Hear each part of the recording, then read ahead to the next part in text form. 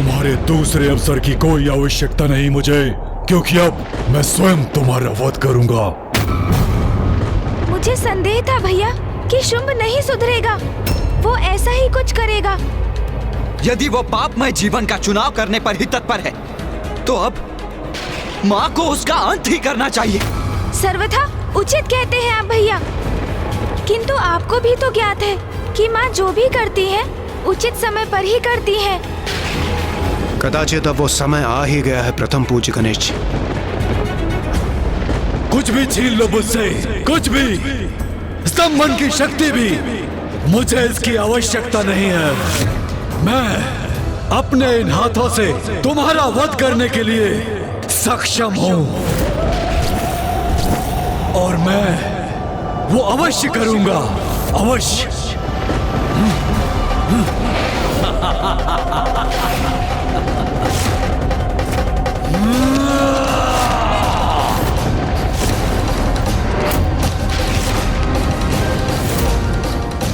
अब माँ जो इसे दंड देंगी उसकी कल्पना ही अत्यंत भयंकर है भैया। जिसकी उद्दंडता का कोई अंत नहीं, उसका भयंकर अंत ही उचित है।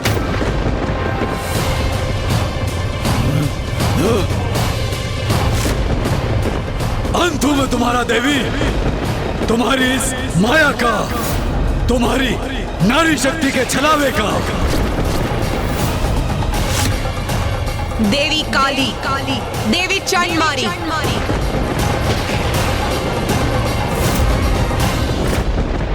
कौन असत्य है और कौन सत्य है? कौन अशक्त है और किस में शक्ति? कौन अनश्वर है और किसका अंत होगा? ये तो अभी ज्ञात हो जाएगा मूर्खादिराज शुंभ।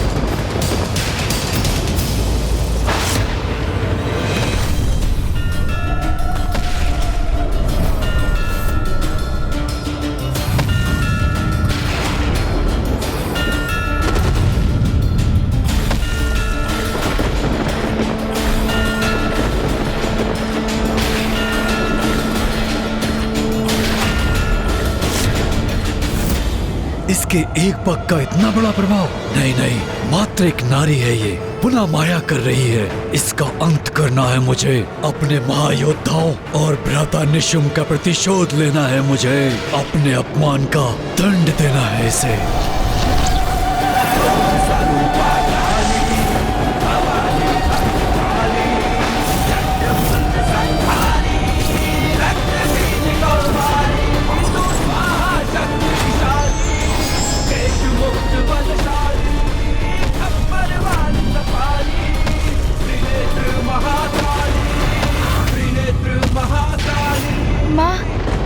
पुत्र गणेश, अब हम जिसके साक्षी बनने वाले हैं,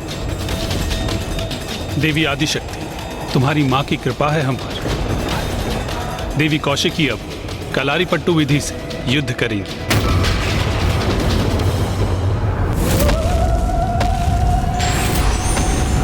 ये तो अत्यंत शक्तिशाली योद्धा की भांति मेरी ओर बढ़ रही है।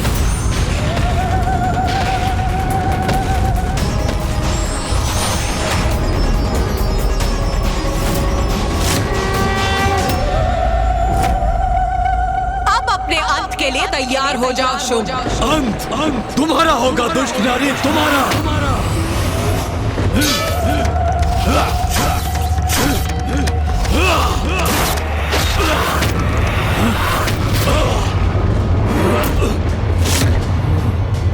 मुझे पीछे धकेल दिया इसने।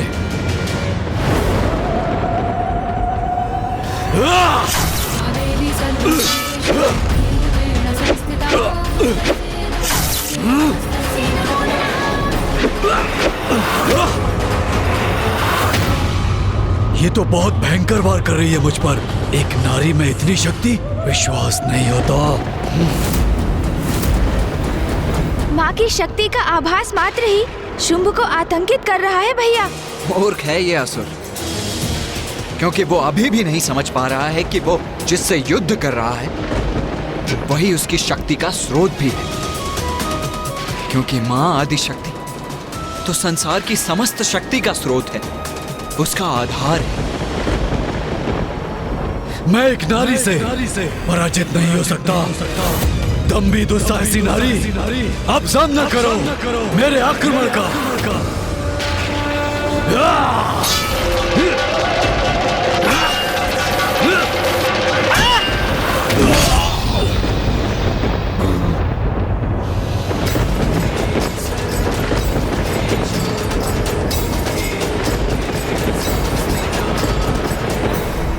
आओ शुंभ, अभी भी तुम में कोई शक्ति शेष है अथवा नारी शक्ति से पराजय स्वीकार करोगे तुम?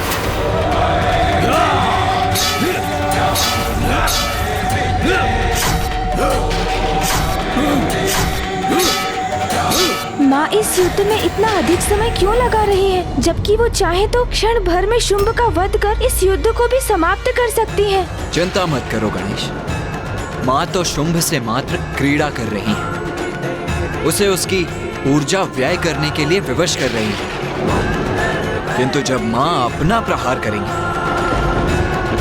तो वो माँ का प्रहार सहन नहीं कर सकेगी।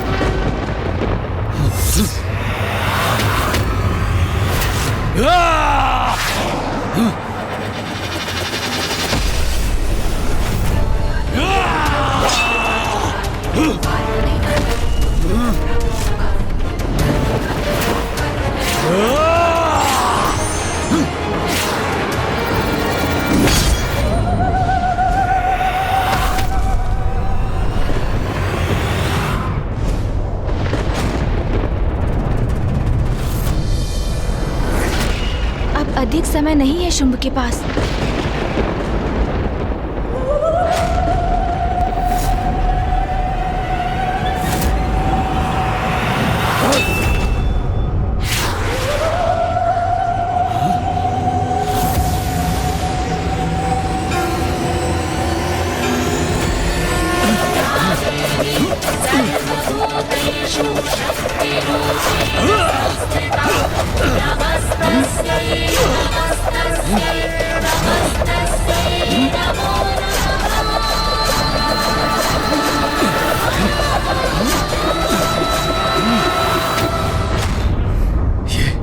ये क्या हुआ? इस देवी ने अपने प्रहार क्यों रोक दिए? अरे कहाँ गई ये देवी?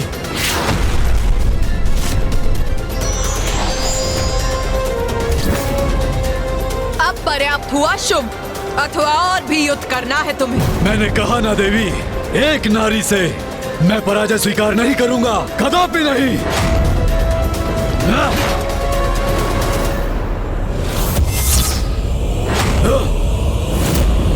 लो देवी, अब सहो मेरा प्रहार।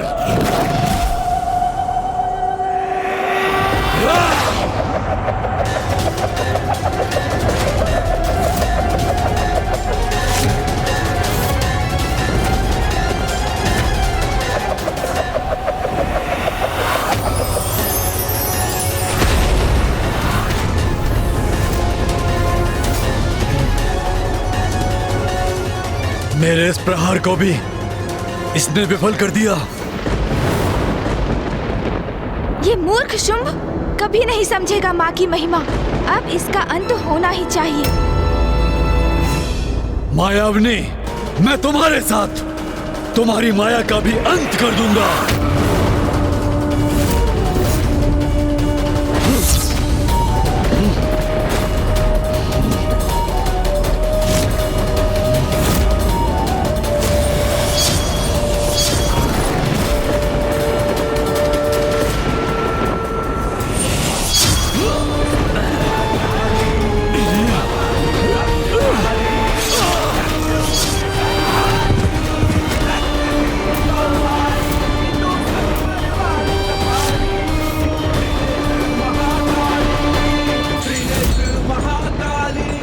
भैया, अंततः माँ ने इस दुष्ट का अंत कर ही दिया। माता कौशिकी की जय! माता कौशिकी की माता कौशिकी की जय!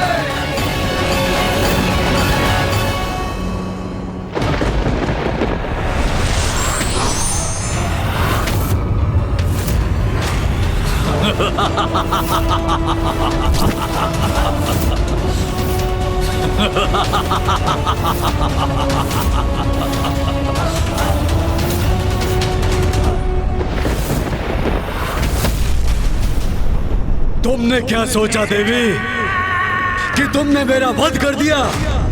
ये तुम्हारी नारी शक्ति मेरे पुरुषार्थ का खंडन नहीं कर सकती। ये क्या? ये तो पुनः जीवित हो उठा। क्या हुआ? मुझे जीवित देखकर चौंक गई ना? परंतु ये तो होना ही था, क्योंकि दम्भी नारी, तुम मेरा वध नहीं कर सकती।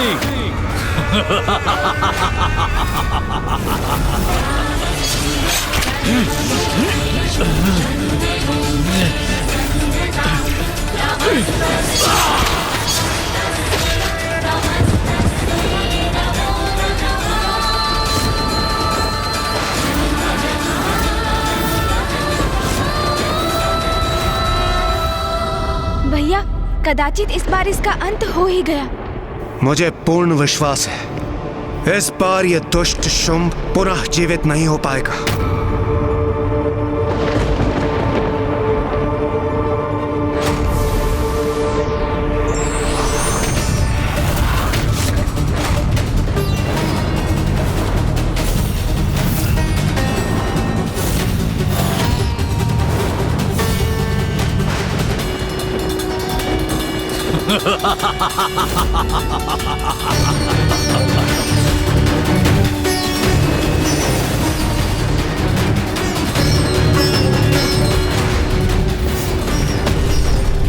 ये तो तुम पर प्रहार करने से भी अधिक आनंददायक है।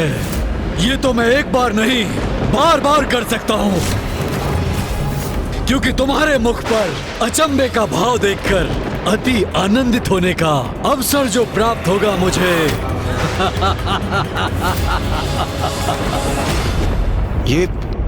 ये क्या हो रहा है? ये शुंभ पुनः जीवित क्यों हो रहा है? इसका अंत क्यों नहीं हो रहा? ऐसा इसलिए हो रहा है देवराज, क्योंकि शुंभ को वरदान प्राप्त है। मुझे ये वरदान दीजिए ब्रह्मदेव कि मेरा वध भी नारी शक्ति से ही हो, और वो नारी जो मेरे ही शरीर से उत्पन्न हो, अर्थात पुरुष के शरीर से जिस नारी का आविर्भाव हो वही मेरे अंत का कारण बने। तथास्तु, तथास्तु, तथास्तु।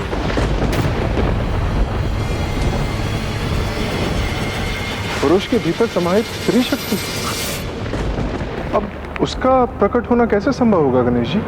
ये तो पूर्व में ही संभव हो चुका है सूर्यदेव, कदाचित आप भूल गए। पिताश्री, मामा जी, फूफा जी, भैया और आप सभी अपने भीतर की नारी शक्ति का आवाहन कर चुके हैं। अर्थात ये सब माँ की ही लीला है। माँ को तो पूर्व में ही ज्ञात था कि शुंभ का अंत करने के लिए हम सभी की शक्तियों की आवश्यकता होगी। इसीलिए माँ की लीला के अनुसार उचित समय पर गणेश को युक्ति सूझी और उसने हम सभी को अपनी नारी शक्ति का आवाहन करने का सुझाव दिया।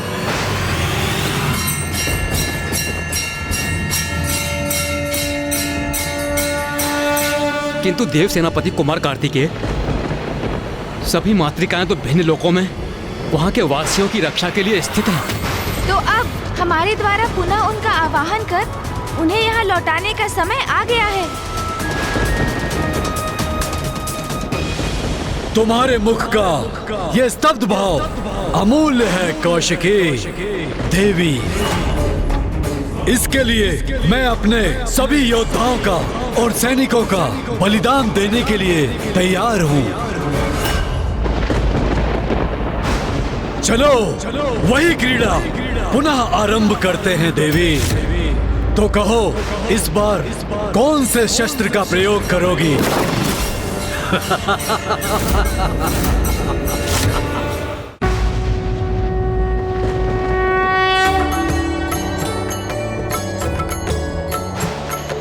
नमो देव्यै महादेव्यै शिवाय सततं नमः।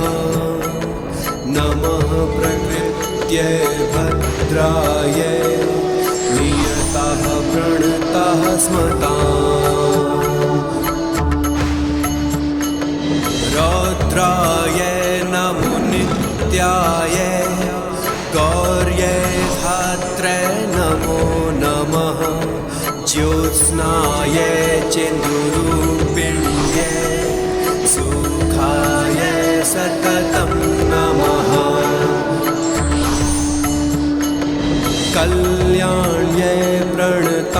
वृद्ध्यै सिद्ध्यै कुर्मो नमो नमः नेत्रेत्यै भुभृतां लक्ष्म्यै शर्वाण्यै ते नमो नमः।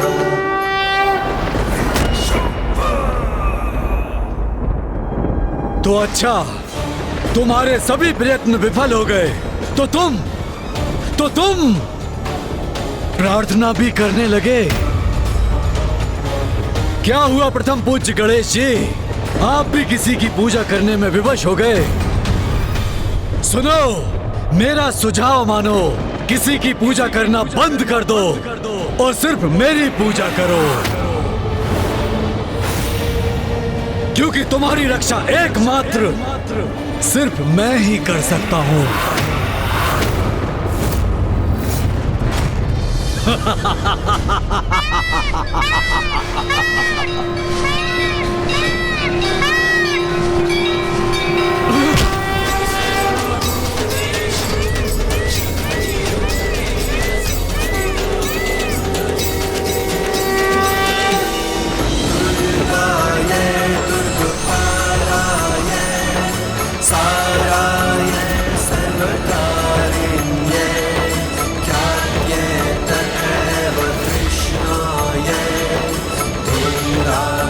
तो अब इस मायाविनी नारी की अनुचरियां मेरे वध में इसकी सहायता करने आई हैं। माता, चहुं दिशाओं में जिन शक्तियों का विस्तार है, वो जब एकत्रित हो जाएंगी और जब इसकी शक्ति भी उसमें समाहित होंगी, तब इस दुष्ट का वध संभव हो जाएगा। हाँ माता।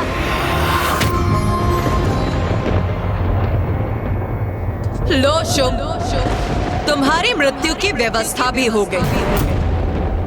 अच्छा, तुम्हारा ये विश्वास मेरे मनोरंजन के लिए उचित है, परंतु देवी, तुम ये स्वीकार क्यों नहीं करती कि तुम्हारे पीछे खड़ी देवियां मेरे असुरों का वध कर सकती हैं, किंतु मेरा बिल्कुल भी नहीं, क्योंकि नारी होना तुम, जटिलता समझने की क्षमता कहाँ है तुम में? भ्राता शुभ, ये आपने कैसा विचित्र सा वरदान मांग लिया है ब्रह्मदेव से। भला आपके शरीर के भीतर कोई नारी कैसे रह सकती है? जब कोई नारी मेरे भीतर रह ही नहीं सकती, तो मुझसे बाहर भी नहीं आ सकती, और जब कोई नारी ऐसी होगी ही नहीं, तो मेरा वध भी असंभव हो जाएगा। अर्थात मैं शुंभ अमर हो जाऊंगा। शुभ, नारी को पुरुष से निम्न समझते हो ना तुम, इसीलिए ये भी नहीं समझ सके कि तुम्हारे भीतर की शक्ति भी नारी रूपिणी ही है। उसी के बल पर तुम अभी तक जीवित हो, किंतु अब और नहीं। जिस नारी शक्ति से तुम्हें इतनी घृणा उत्पन्न होती है, अब समय आ गया है उसी नारी शक्ति का महत्व तुम्हें समझाने का।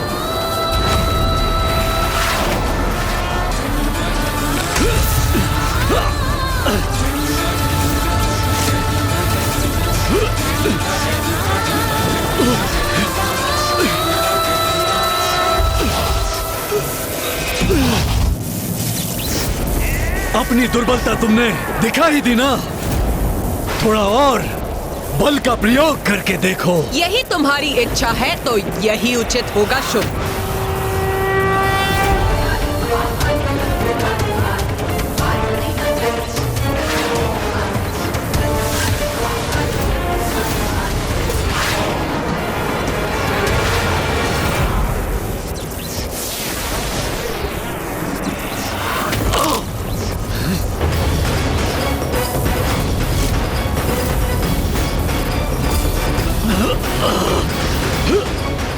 पुत्र गणेश, तुम्हारी माँ शुंभ की स्त्री शक्ति को खींचकर उसे बाहर निकाल रही है।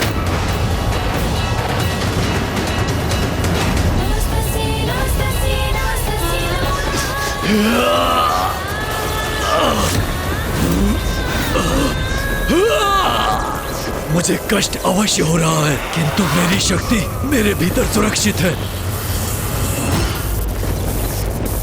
तुम सभी देवी एकत्रित होकर भी मुझे कोई क्षति नहीं पहुंचा सकती। सप्त मातृकाओं द्वारा माँ को अपनी शक्ति प्रदान करने पर भी माँ शुंभ से उसकी स्त्री शक्ति बाहर खींचने में असमर्थ क्यों है? पुत्र, हम सभी ने तो सप्त मातृकाओं के रूप में अपनी शक्तियां तुम्हारी माँ को प्रदान कर दी हैं, किंतु अष्ट मातृका शेष है, और वो मातृका है विनायकी। विनायकी महादेवी गज चर्म परीक्षदा, विनायकी महादेवी गज चर्म परीक्षदा, विनायकी महादेवी गज चर्म परीक्षदा।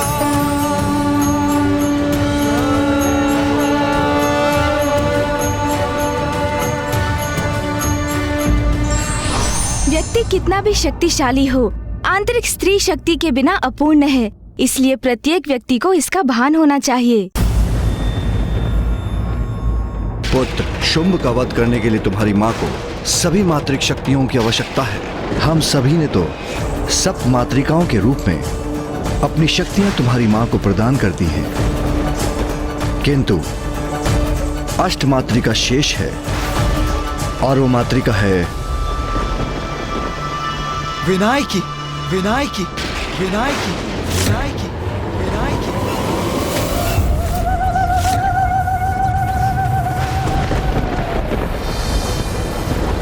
उचित समय पर उचित कार्य करने का समय आ गया है पुत्र। पुत्री, ये भी स्मरण रखो, तुमने अपना विनायकी रूप मुझसे भेंट करने के लिए धारण नहीं किया है। इसके पीछे एक बहुत बड़ा कारण है।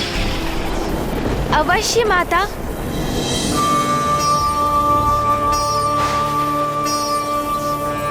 विनायकी, मैं अनुरोध करता हूँ, अब बाहर प्रकट हो जाओ।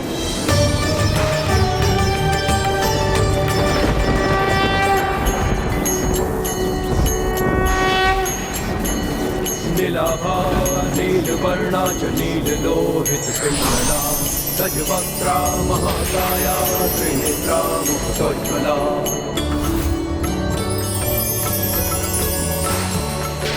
लम्बोदरा स्थूलहलस्वा चतुर्भुज कृतायुधा, मोदकं दशनमुपामे पशुं सूत्रं च दक्षिणे। वनमाला शिरे तस्या वर्णहारावलम्बिनी, आतु कृष्णसमारूढा सर्वाभरणमण्डिता। विनायकी महादेवी गज चर्म परीक्षदा, विनायकी महादेवी गज चर्म परीक्षदा, विनायकी महादेवी गज चर्म परीक्षदा।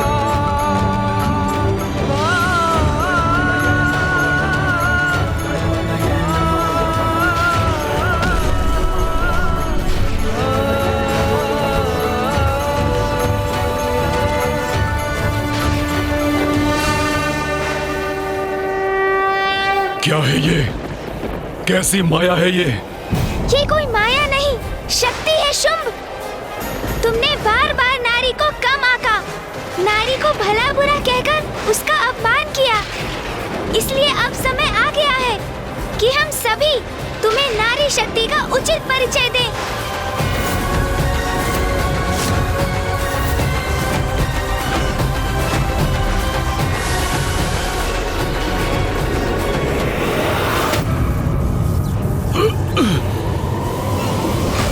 मुझे ये वरदान दीजिए ब्रह्मदेव कि मेरा वध भी नारी शक्ति से ही हो, और वो नारी जो मेरे ही शरीर से उत्पन्न हो, अर्थात पुरुष के शरीर से जिस नारी का आविर्भाव हो वही मेरे अंत का कारण बने।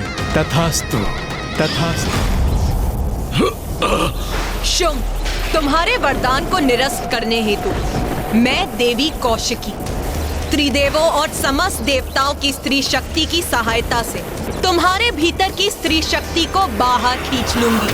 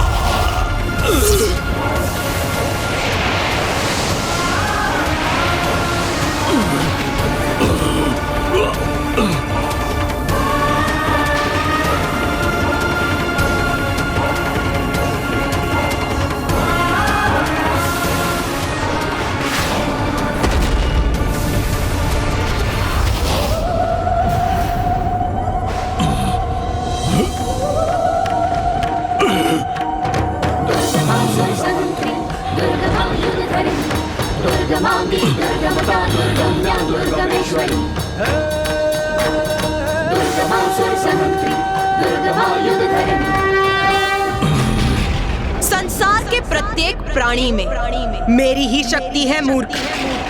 मेरी शक्ति के बिना तो कोई अपनी उंगली गतिमान तक नहीं कर सकता। तुम्हारे भीतर भी मेरी ही शक्ति का वास था, जिसे बल प्राप्त कर तुम खड़े तक हो सकते थे, किंतु तुम अपने पौरुष के अहंकार वश इस स्त्री शक्ति का मूल्य ही नहीं समझ सके मूढ़मती शुंभ। तो अब मैंने वो शक्ति लौटा ली है।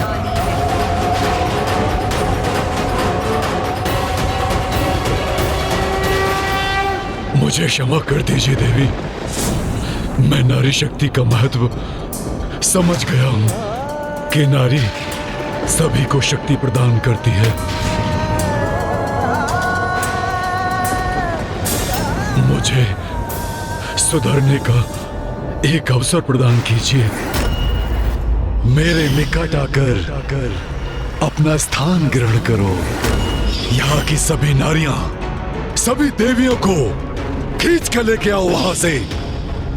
जाओ धूम्रलोचन, उसे मेरा संदेश दो कि यदि वो मेरे दंड से अपनी रक्षा करना चाहती है तो यथाशीघ्र मुझसे विवाह करने के लिए यहाँ प्रस्तुत हो।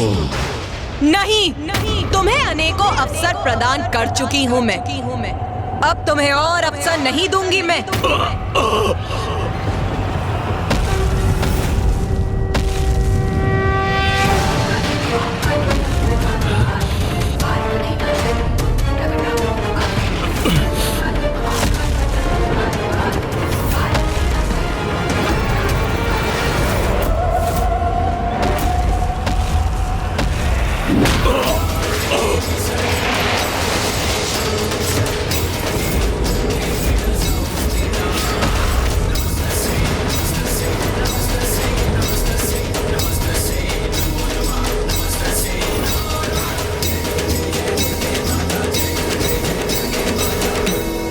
मुझे प्रतीत होता है कि शुंभ अभी मृत्यु को प्राप्त नहीं हुआ। उसका जीवन क्षीण अवश्य हुआ है, किंतु उसमें अभी भी प्राण शेष है। हाँ माँ, दीपक भी बुझने के पूर्व एक बार फड़फड़ाता तो अवश्य है। हाँ पुत्री, मुझे भी ज्ञात है, इस असुर में अभी भी प्राण शेष है।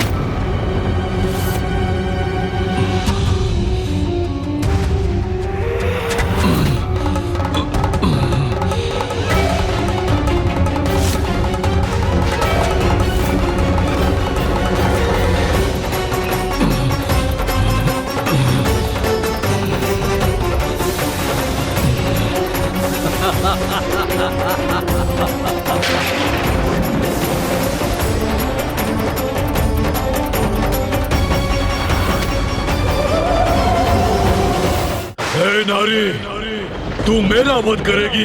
तुम्हें इतना आत्मविश्वास है?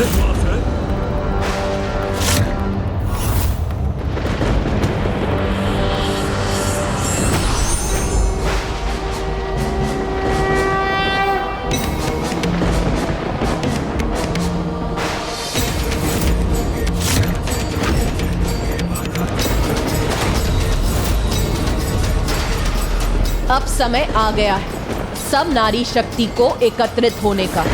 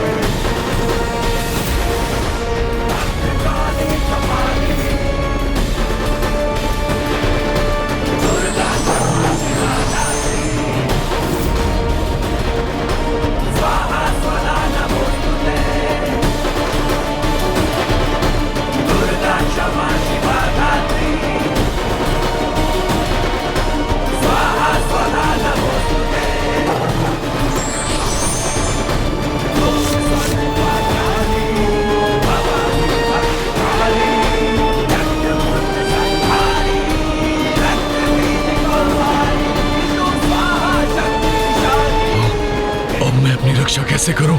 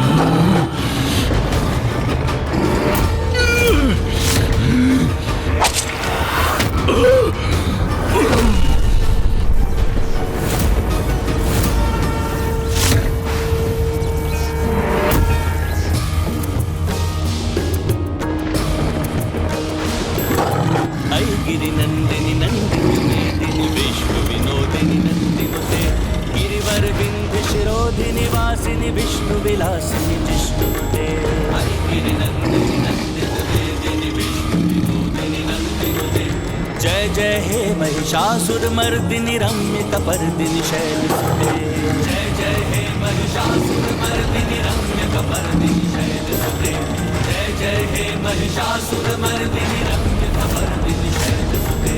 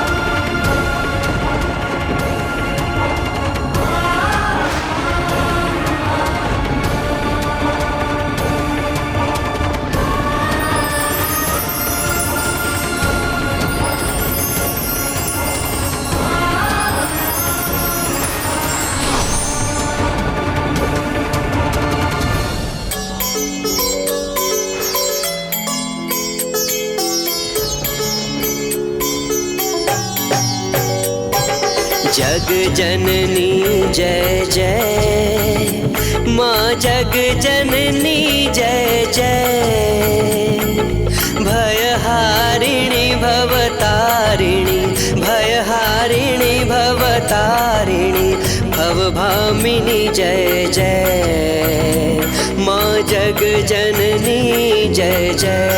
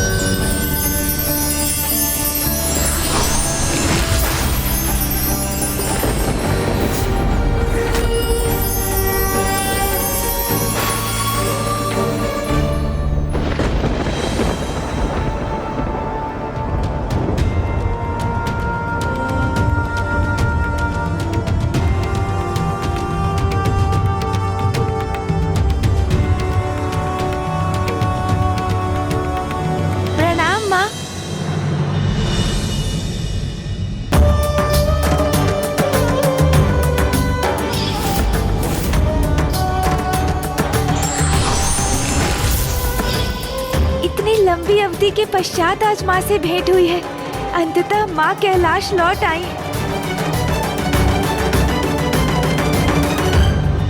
माँ!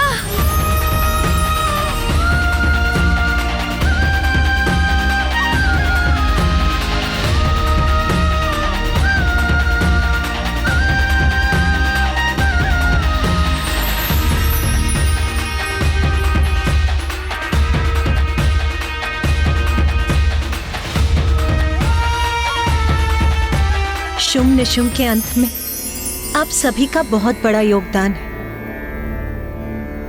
माँ, अब मुझे भी अपने प्रश्नों का उत्तर प्राप्त हो गया कि आपने क्यों माँ मातंगी का रूप धारण किया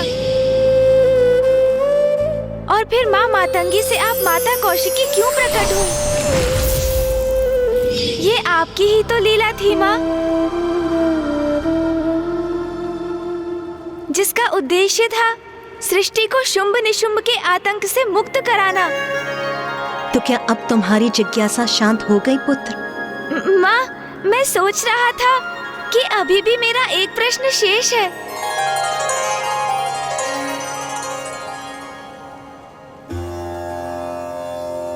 शेष है? क्या प्रश्न शेष है पुत्र? भैया महान है, उनसे बहुत स्नेह है मुझे, किंतु सत्य तो सत्य है ना माँ। तो क्या ये तुम्हारा प्रश्न है? नहीं माँ, मैं भैया की अवमानना कभी नहीं कर सकता, किंतु ये सत्य है ना माँ कि मेरी नारी शक्ति विनायक की भैया की नारी शक्ति देवी कौमारी से अधिक सुंदर है ना?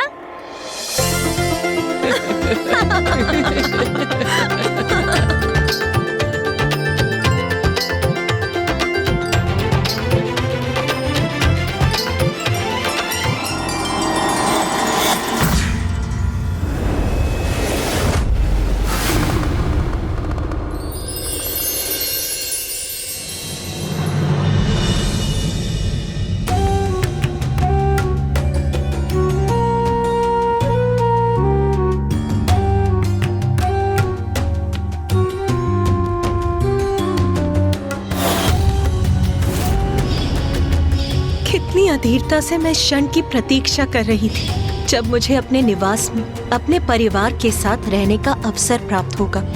अब वो समय आ गया है।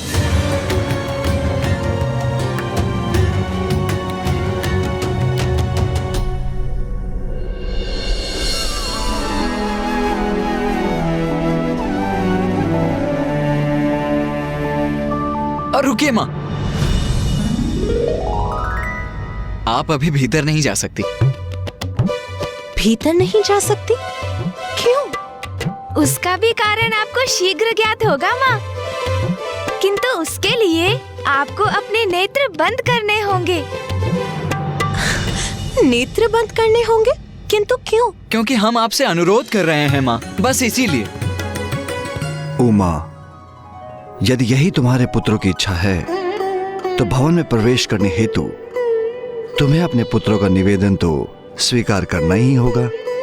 अच्छा, यदि आप सभी की यही इच्छा है तो लो, मैंने अपने नेत्र बंद कर दिए।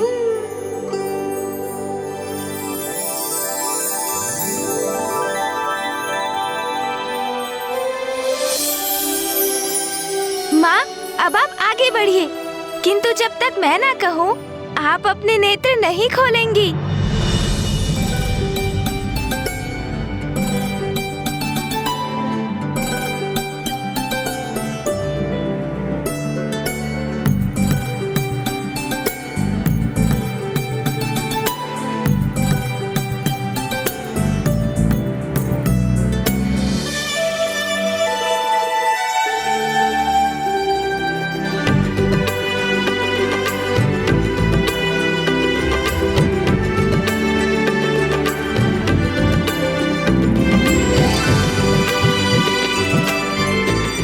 अब उचित है माँ, अपने नेत्र खोलिए।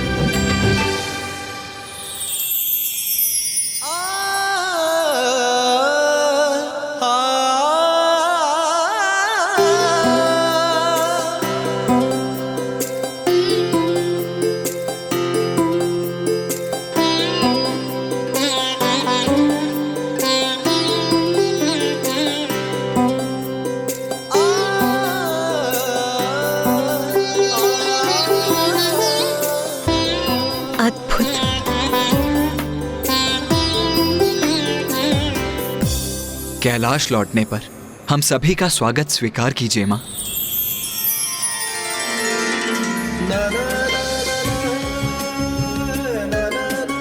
इतना सुंदर स्वागत नाथ, कैलाश की ऐसी सुंदरता मेरे पुत्रों और आपके द्वारा अपने इस भव्य स्वागत से मैं भाव विभोर हो रही हूँ। आओ उमा, कैलाश का कण कण तुम्हारा स्वागत करने के लिए अति उत्साहित है।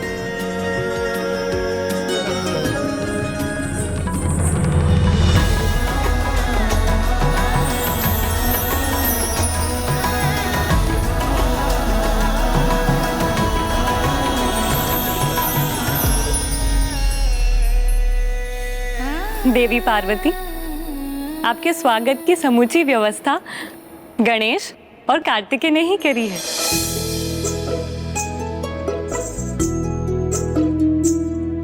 ये साज सज्जा मेरा स्वागत अद्भुत, अति सुंदर है गणेश। यहाँ से, कैलाश से, मेरे स्वामी से और तुम दोनों से दूर रहकर मैं अति विचलित थी। किंतु आज जैसे मैंने पुनः सभी सुख प्राप्त कर लिए हैं। माँ, अब आप कैलाश लौट आई हैं, तो सब कुछ यथावत हो जाएगा। हाँ माँ, आपके बिना तो जैसे संपूर्ण कैलाश जीवन के आनंद का अनुभव करना भूल गया था, किंतु अब कैलाश पुनः आनंदित हो उठेगा। देवी पार्वती, आपने यहाँ से दूर जाने का कष्टप्रद निर्णय लिया, अन्यथा शुंभ और निशुंभ का वध असंभव हो जाता। किंतु ब्रह्मदेव, यदि पुत्र गणेश मेरी सहायता के लिए प्रस्तुत नहीं होता, अपना विनायकी रूप धारण नहीं करता और अन्य देवताओं को उनका स्त्री रूप उजागर करने के लिए प्रेरित नहीं करता, तो शुंभ निशुंभ का वध कदाचित मेरे लिए भी असंभव था। माँ, इसमें मेरा कोई श्रेय नहीं। मैंने तो वही किया जो आपका आदेश था और मेरा कर्तव्य।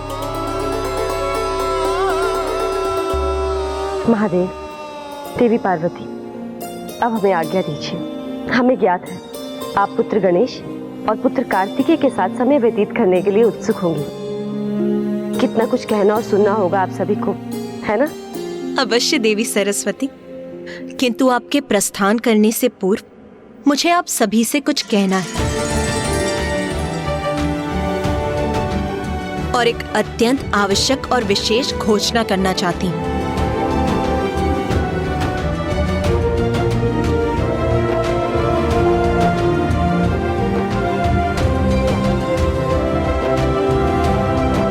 और ये घोषणा गणेश के विषय में है।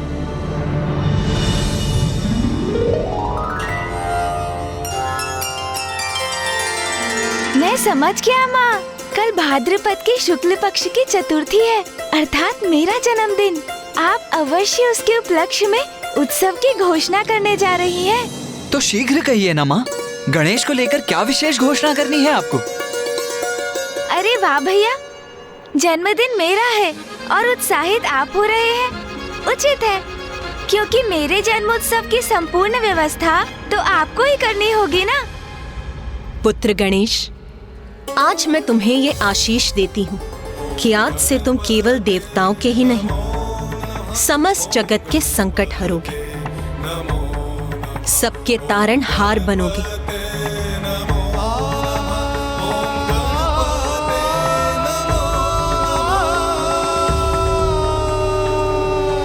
वो तो उचित है माँ, किंतु मेरा जन्मदिन। हाँ हाँ, उचित कहा आपने। गणेश बुद्धि में श्रेष्ठ है और युद्ध कौशल में भी पारंगत है। शक्ति और युक्ति का अद्भुत मेल है इसमें, इसलिए संसार के कष्ट हरने का दायित्व वो भली भांति निभा सकता है। हम सभी गणेश के लिए अत्यंत प्रसन्न हैं। अरे अनुज गणेश, क्या हुआ? माँ ने इतनी बड़ी घोषणा की, इतना बड़ा दायित्व सौंपा है तुम्हें, फिर भी तुम प्रसन्न क्यों नहीं प्रतीत हो रहे हो?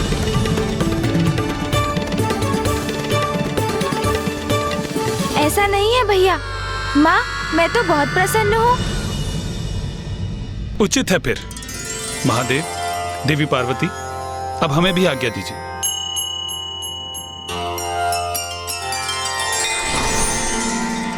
उमा, अब मेरा भी ध्यान का समय हो गया है। माँ, मुझे भी एक अत्यंत विशेष कार्य के लिए जाना है। मुझे अनुमति दीजिए, मैं वो कार्य संपन्न कराऊं। उचित है पुत्र।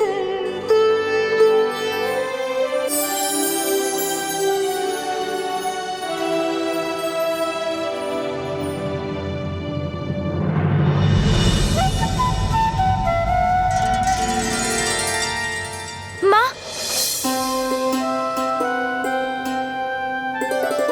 आप कुछ भूल तो नहीं रही है ना माँ? नहीं पुत्र, मैं तो कुछ नहीं भूल रही। मुझे ज्ञात है तुम क्या संकेत कर रहे हो। इतनी महत्वपूर्ण बात भला मैं कैसे भूल सकती हूँ? मैं तो व्यर्थ ही चिंतित हो गया। माँ को तो स्मरण है, कल मेरा जन्मदिन है। स्मरण है मुझे पुत्र। सायं संध्या का समय हो चला है। तुम मेरी हर बात का कितना ध्यान रखते हो, उसके लिए तुम्हें अनेकों धन्यवाद और बहुत सारा आशीष पुत्र। उचित है। अब मैं जाकर पूजा की तैयारी करती हूँ।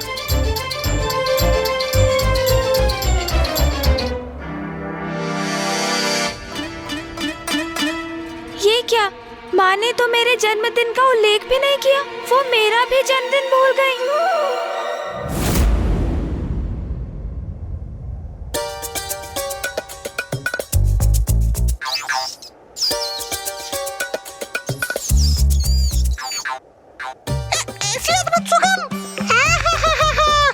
अर्थात माँ अत्यंत स्वादिष्ट भोजन पका रही है।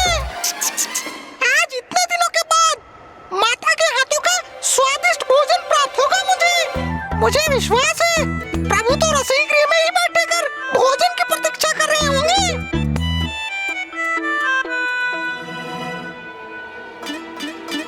अरे ये क्या? प्रभु वहाँ मानसरोवर के निकट अकेले बैठे क्या कर रहे हैं?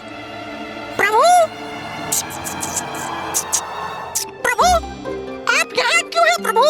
भोजन की ऐसी सुगंध, उसका अद्भुत आकर्षण नकार कर भी आप यहाँ खड़े हैं। मुझे तो प्रतीत हुआ आप वहाँ भोजन करने में व्यस्त होंगे प्रभु। नहीं मूषक जी, मुझे भूख नहीं लगी है। आपको भूख नहीं लगी है प्रभु? ये आप क्या कह रहे हैं? क्या हो गया है आपको प्रभु? अवश्य कोई गंभीर चिंता सता रही है आपको। गंभीर चिंता तो है ना मूषक जी। अब आप ही कहिए, कल मेरा जन्मदिन है और आपका जन्मदिन कल? ये तो अत्यंत प्रसन्नता की बात है प्रभु। फिर तो बहुत आनंद आएगा। कैलाश में बहुत बड़ा उत्सव होगा। कैसा आनंद मूषक जी? उत्सव तो तब होगा ना जब किसी को मेरा जन्मदिन स्मरण होगा। हाँ, पिताश्री, भैया और माँ को भी किसी को जैसे कुछ स्मरण ही नहीं। आप समझा? ये तो अत्यंत गंभीर विषय है प्रभु। माँ इतने दिनों बाद कैलाश लौटी है, तो क्या इसलिए उनका ध्यान अनेक और बटा हुआ है और इसलिए वो भी मेरा जन्मदिन भूल गयी? आप तो माता के प्रिय पुत्र हैं। उनके नेत्रों के तारे हैं आप। उनका ध्यान कहीं भी क्यों न हो, वो कैसे भूल सकती हैं आपको प्रभु? तब तो ये और भी दुख की बात है मूषक जी, क्योंकि अकारण ही भूल गई हैं वो। तो क्या उनके लिए मेरे जन्मदिन का कोई महत्व ही नहीं? वो भूल गए तो भूल गए, कोई बात नहीं। आप ही सबको बता दीजिए प्रभु।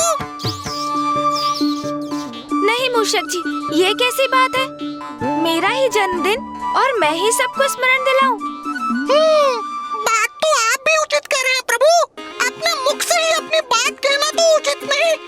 हाँ, अब जैसे जब हम किसी युद्ध के लिए जाते हैं तो मैं कितना श्रम करता हूँ। आपको आपके संपूर्ण भार के साथ उठाकर ले जाता हूँ, आपको सुरक्षित युद्ध स्थल तक पहुँचाता हूँ। किंतु प्रशंसा किसकी होती है? आपकी।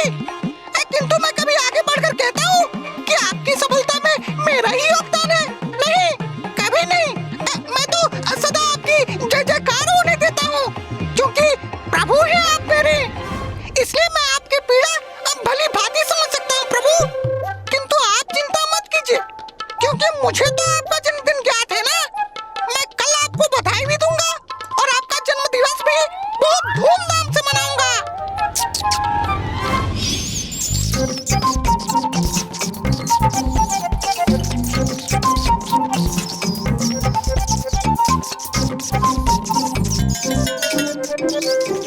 जन्म दिवस की ढेर सारी शुभकामनाएं प्रभु।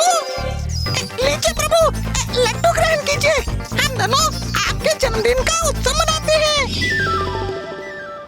मैं कोई उत्सव नहीं मनाऊंगा मूषक जी, और आप भी किसी को मत बताइएगा।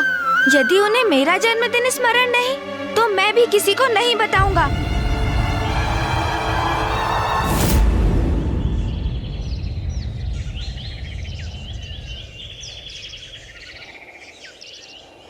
ओम नमः शिवाय, ओम नमः शिवाय, ओम नमः शिवाय, ओम नमः शिवाय। गणेश, गणेश कहाँ हो तुम?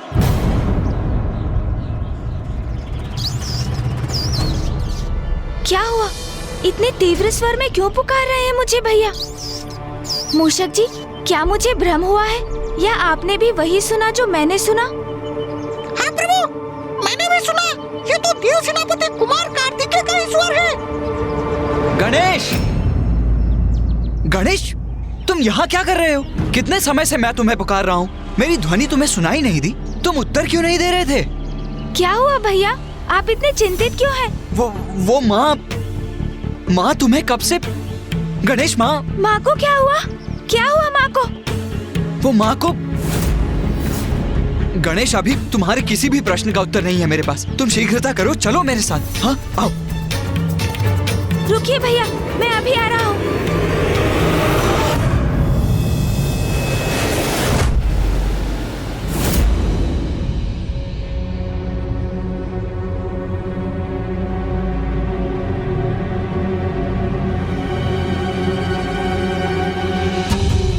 आप देखें, आज की तिथि में चित्रगुप्त की सूची में किसकी कहाँ मृत्यु निश्चित हुई है।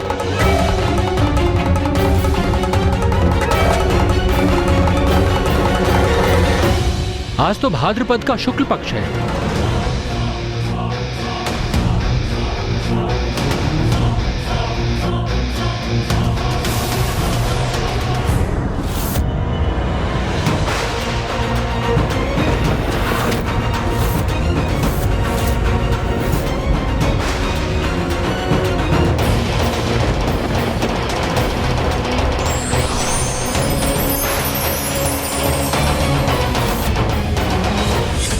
मैं भवन के द्वार की रक्षा करूंगा। मैं आपकी सेवा करने ही तो आया हूँ ना माँ।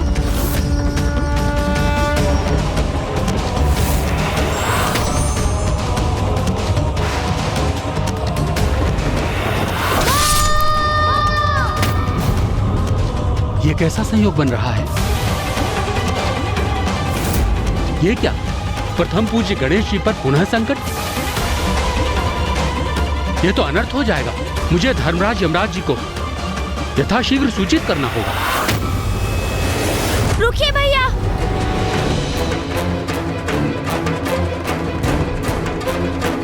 रुकिए भैया, भैया रुकिए।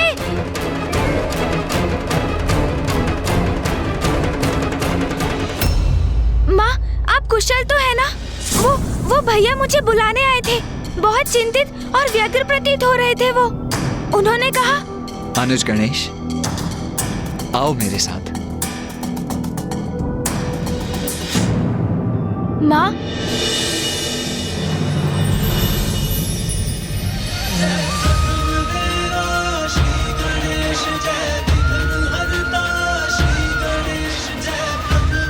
पुत्र गणेश, जन्मदिन की अनेकों शुभकामनाएं पुत्र।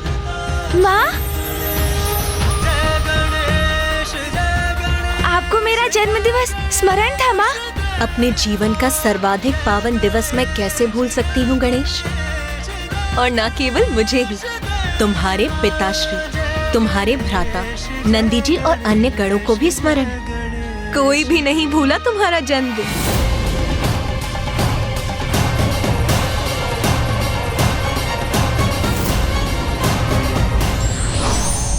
देवता हो या मानव, नियति सभी को विवश कर देती है, परंतु बुद्धिजीवी वही हैं जो हर परिस्थिति का सामना करने के लिए सदैव तैयार रहते हैं।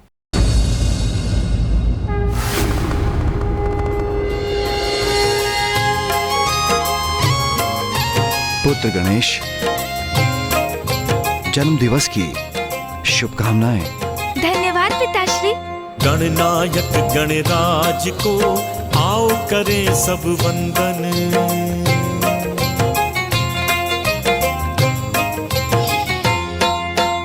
गणनायक गणराज को आओ करें सब वंदन। ओम गणपतये नमो नमः। ओम गणपतये नमो नमः। ओम गणपतये नमो नमः। ओम गणपतये नमो नमः। गणनायक गणराज को आओ करें सब वंदन। प्रणाम पिताश्री। प्रणाम माँ। देखा प्रभु, मैं तो पूर्व में ही कह रहा था, माता आपका जन्मदिन कभी नहीं भूल सकती। आप व्यर्थ में ही चिंतित हो रहे थे प्रभु। भैया, आपने तो चिंता का भाव धारण कर मुझे ही शंकित कर दिया था। अब समझा, आप सभी मुझे चकित करना चाहते थे, किंतु आपने तो ये बड़ी ही चतुराई से किया भैया। भनक तक नहीं पड़ने दी मुझे। हाँ गणेश, अग्रज हूँ तुम्हारा। तुम चतुराई में अग्रणी हो तो मैं भी कम नहीं हूँ, इस बात का सदा स्मरण रखना। अच्छा अच्छा भैया, स्वीकार करता हूँ। बहुत चतुर है आप। अच्छा, सभी ने मुझे शुभकामनाएं दे दी, किंतु आपने मुझे शुभकामनाएं नहीं दी। ऐसा कैसे हो सकता है भला? अरे मैं तो तनिक प्रतीक्षा कर रहा था। माँ ने तुम्हें चकित कर शुभकामनाएं देने का विचार किया तो मैंने यहाँ की सजावट का। सजावट? तो क्या सजावट भी हुई है कैलाश में? अब प्रतीत हो रहा है कि आज मेरा जन्म दिवस है।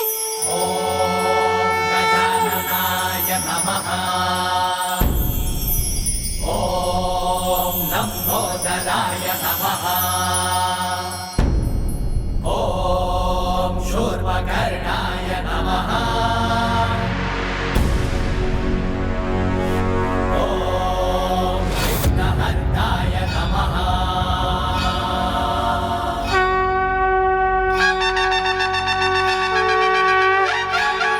प्रथम पुत्र धनयती धनदिनती शुभकामनाएं। धनदिनती शुभकामनाएं धनयती।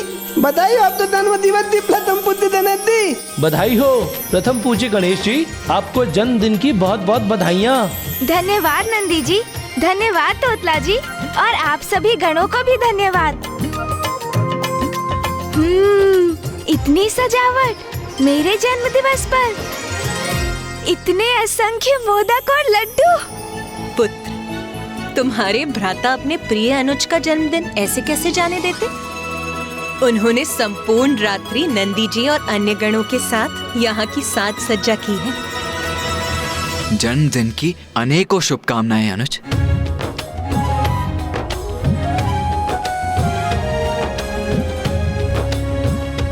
धन्यवाद भैया।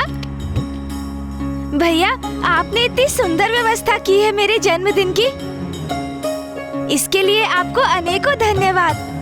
आपने मेरा ये दिवस कितना अविस्मरणीय बना दिया भैया। मैं अपना अब ये जन्म दिवस कभी नहीं भूल सकूंगा। पुत्र गणेश, मैं घोषणा करता हूं, मात्र तुम्हारे लिए नहीं अपितु संपूर्ण संसार के लिए तुम्हारा जन्म दिवस अविस्मरणीय होगा।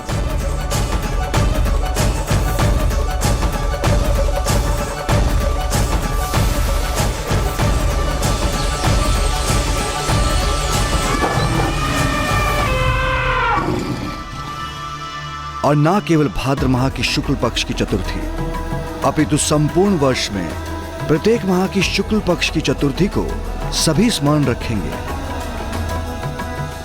और तुमसे जुड़कर तुम्हारा व्रत रखेंगे, जिससे उन्हें मनोवांछित वरदान प्राप्त होंगे। इसलिए अब से इस पावन दिवस को वरदा चतुर्थी के नाम से भी पुकारा जाएगा।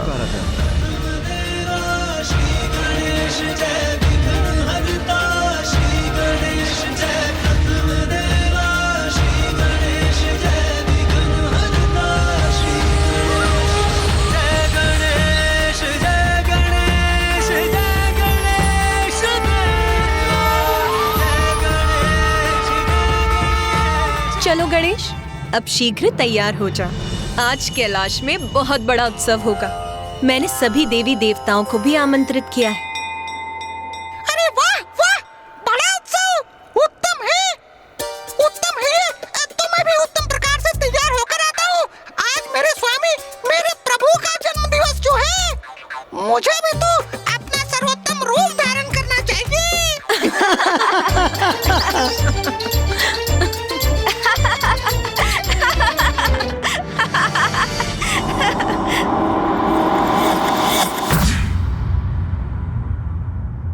दूतों, हम प्रथम पूज्य गणेश जी के जन्मदिन के उत्सव में भाग लेने के लिए कैलाश जा रहे हैं, किंतु हमारी अनुपस्थिति में यहां का संपूर्ण कार्य यथावत होना चाहिए। आप में से किसी को भी कोई भी संशय हो तो आप चित्रगुप्त जी से स्पष्ट कर लीजिए। स्वामी, हमें बहुत विलंब हो रहा है, हमें अब शीघ्र चलना चाहिए। हाँ हाँ, आ ही रहा हूं मैं देवी प्रिया। आपको तो ज्ञात है ही, यदि मैं यहाँ रहूं अथवा ना रहूं, जन्म और मृत्यु का चक्र तो यथावत गतिमान रहना ही चाहिए। आपके दायित्व से हम भलीभांति परिचित है स्वामी, किंतु चित्रगुप्त जी है ना, वो सारे कार्य संभालने में पूर्ण रूप से सक्षम हैं। इसलिए अब आप चलिए। हाँ हाँ, आ ही रहा हूं मैं। उचित ही कह रही हैं आप, चित्रगुप्त जी सब संभाल ही लेंगे।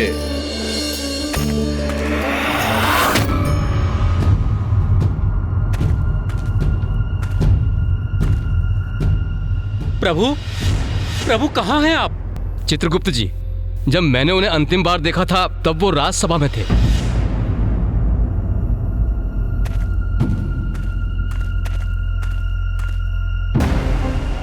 प्रभु, धर्मराज जी तो यहाँ नहीं है। कहाँ गए होंगे प्रभु? प्रभु कहाँ है? यमराज और रानी प्रिया तो कैलाश की ओर प्रस्थान करने वाले हैं, प्रथम पूज्य गणेश के जन्म उत्सव में भाग लेने के लिए।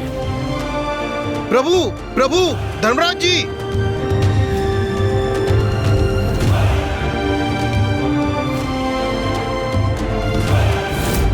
पूज्य गणेश के विषय में अत्यंत महत्वपूर्ण सूचना देनी है। ये क्या प्रभु, आप अभी भी ध्यान मग्न हैं? भूल गए आज कैलाश में गणेश के जन्मदिन का उत्सव है, हमें शीघ्र जाना चाहिए। मैं आपके तैयार होने की प्रतीक्षा में ध्यान में लीन हो गया। अच्छा, अब तो आपकी प्रतीक्षा समाप्त हो गई ना, तो अब चले। किंतु मैं गणेश के लिए उपहार तो ले लूं।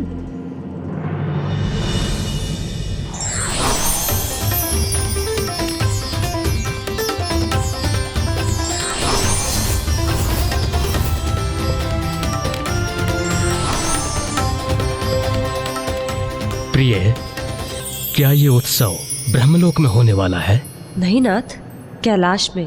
तो क्या देवी पार्वती ने आपसे मिष्ठान की व्यवस्था में सहायता मांगी है?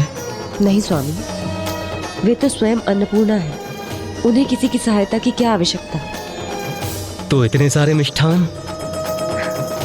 ये सब गणेश के लिए है, आज उसका जन्मदिन है ना। अब विलंब मत कीजिए, जल्दी चलिए।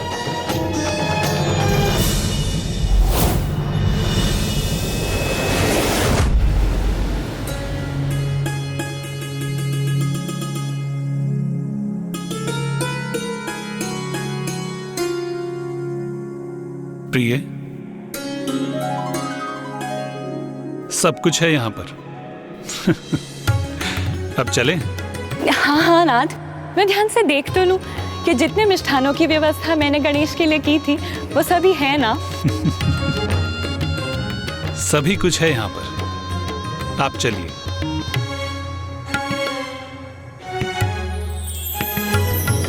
ये आपके हाथ में क्या है नाथ? ये मेरा उपहार है मेरे भांजे के लिए। उपहार? गणेश के लिए? मुझे भी दिखाइए ना नाथ।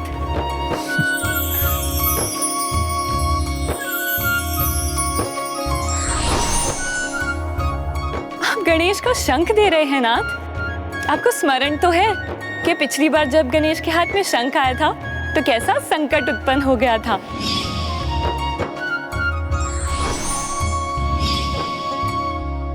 आपको क्या लगता है मुझे स्मरण नहीं होगा? आप चिंता मत कीजिए, ये मेरा शंख नहीं है, ये मधुर शंख है। गणेश इसे खा भी सकता है और उसका पाचन भी कर सकता है।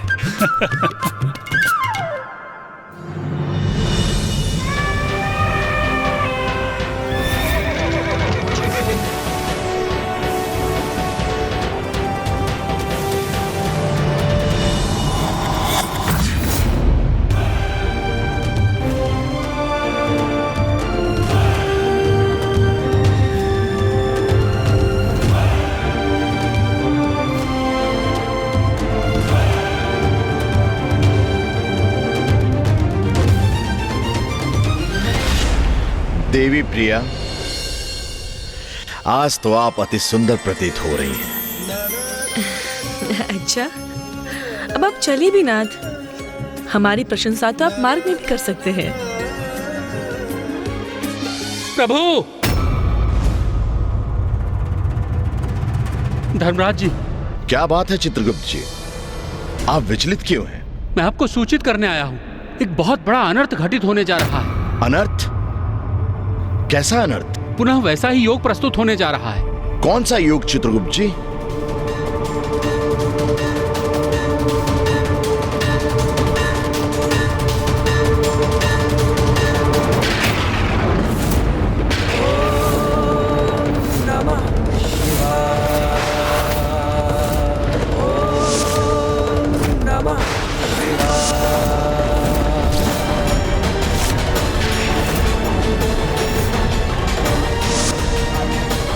जिस योग में प्रथम पूज्य गणेश जी का शीश धड़ से विलग हुआ,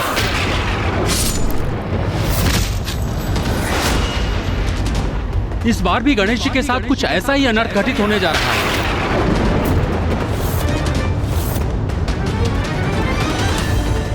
यह असंभव है। यदि ये सत्य है तो बहुत बड़ा अनर्थ होने वाला है।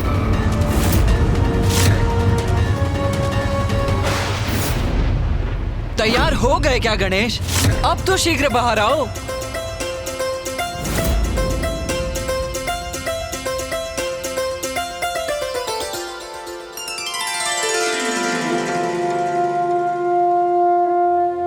आज पुत्र गणेश अपने जन्मदिन पर अपने दीर्घ समृद्ध और उज्जवल जीवन के द्योतक इस दीपक को प्रज्वलित करेगा।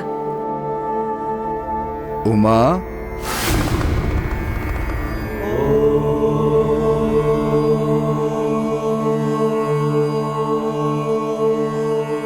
उमा, यदि अतिथियों के आगमन में अभी समय है तो मैं और ध्यान कर लेता हूँ। माँ, माँ, देखिए ना माँ, गणेश अभी तक अपने कक्ष से बाहर नहीं आया है। ऐसा क्या तैयार हो रहा है वो? आप शीघ्र ही कहिए ना उससे कि वो बाहर आए। उमा, मैं कह रहा था। माँ सुनिए तो, अतिथि किसी भी क्षण आते ही होंगे। उमा, मेरे प्रश्नों का उत्तर दो। यदि समय है तो मैं ध्यान करने जा रहा हूँ। उमा, स्वामी, माँ सर्वप्रथम आप कहिए ना गणेश से कि वो बाहर आए। उमा, तुमने मेरे प्रश्न का उत्तर नहीं दिया। अरे बस कीजिए आप दोनों। आज आपके पुत्र का जन्मदिन है तो आप पुनः ध्यान में नहीं जा सकते। नारायण और ब्रह्मदेव आते ही होंगे और उनका स्वागत आप ही को करना है। और पुत्र कार्तिकेय, आज पुत्र गणेश का जन्मदिन है तो उसकी जितनी इच्छा है उसे उतना समय लेने दो। तुम जाओ और नंदी जी और अन्य गणों के साथ जाकर देवी देवताओं का स्वागत करो। जाओ। चलिए, अब आप दोनों वही करिए जो मैंने आपसे कहा है। जाइए, जाओ पुत्र। जी उचित है माँ। सभी गण आइए मेरे साथ।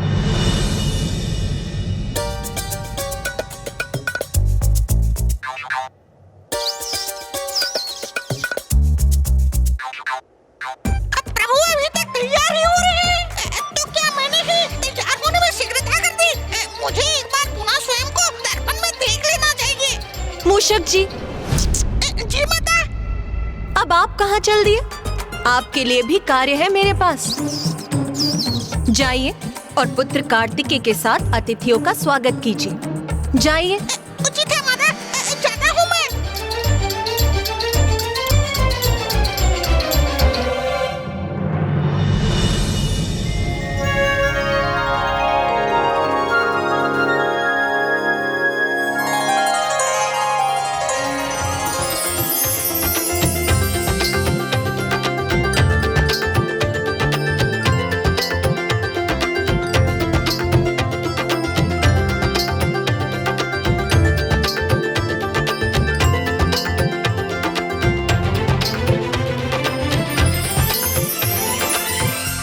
वैसे तो मैं तैयार हो चुका हूँ, किंतु आज मेरा जन्म दिवस है, इसलिए शीघ्रता की कोई आवश्यकता नहीं।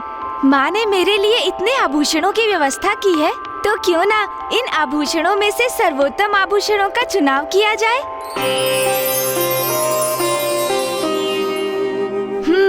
इसलिए मुझे एक एक आभूषण को धारण करके देखना चाहिए, फिर चुनाव करूँगा कि इनमें सर्वोत्तम कौन सा है। तो सर्वप्रथम ये आभूषण धारण करता हूँ।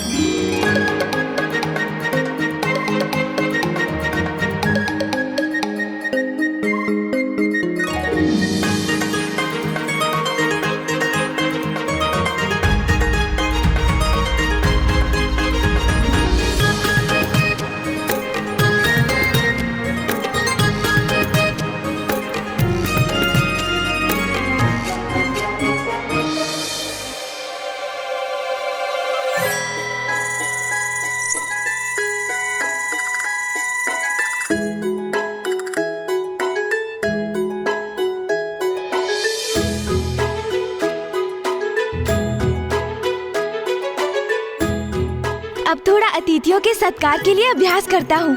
प्रणाम मामा जी, आपका स्वागत है। आज मेरा जन्म दिवस है मामा जी। अरे वाह, ये कंगन तो सर्वोत्तम प्रतीत हो रहे हैं। मैं इसे ही धारण करूँगा। अब देखूं कैसा लग रहा हूँ मैं। अरे ये क्या? मेरे केश बड़े अस्त व्यस्त प्रतीत हो रहे हैं। नहीं, ये उचित नहीं। मुझे अपने केश व्यवस्थित करने होंगे।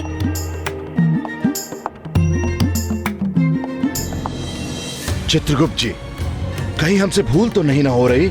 चाहता तो मैं भी यही हूं यमराज जी, कि हमारी गणना में चूक हो, किंतु ऐसा नहीं है।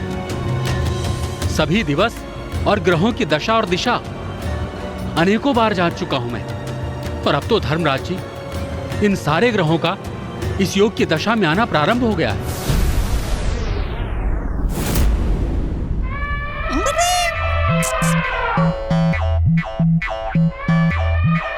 इतने उपहार प्रभु के लिए, उनका मैं सेवक हूँ। तो जो उनका है वो मेरा भी तो हुआ। स्वामी, मैं आपकी कुछ सहायता करूं? नहीं शची, थोड़ा भारी है, पर ठीक है, मैं संभाल लूंगा। आपका स्वागत है। आज मेरे प्रभु का जन्म दिवस है। मेरे प्रभु के लिए आप जो उपहार लाए हैं वो मुझे दे सकते हैं, मैं उन तक पहुंचा दूंगा। उचित है मूषक जी, वैसे भी इन उपहारों का बोझ उठाते उठाते मैं थक चुका हूँ। ये लीजिए। अरे इंद्रदेव, संभाल कर देवराज।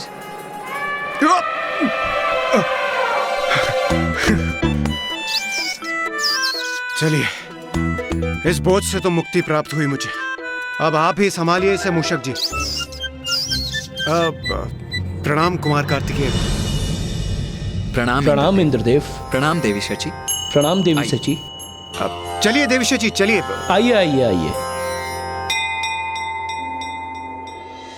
धन्यवाद मूषक जी, ये लीजिए, और हमारे भी। और ये भी।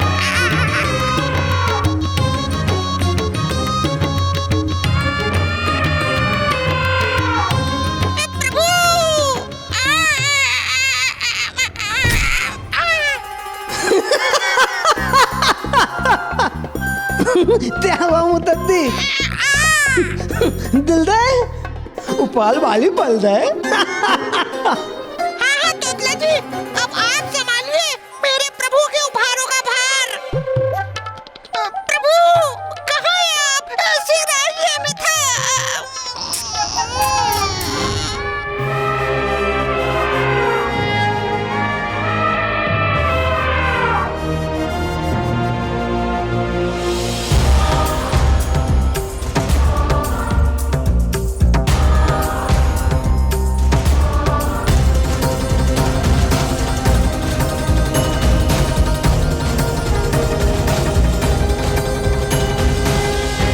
नारायण, ब्रह्मदेव, माता सरस्वती और माता लक्ष्मी अभी तक आए नहीं।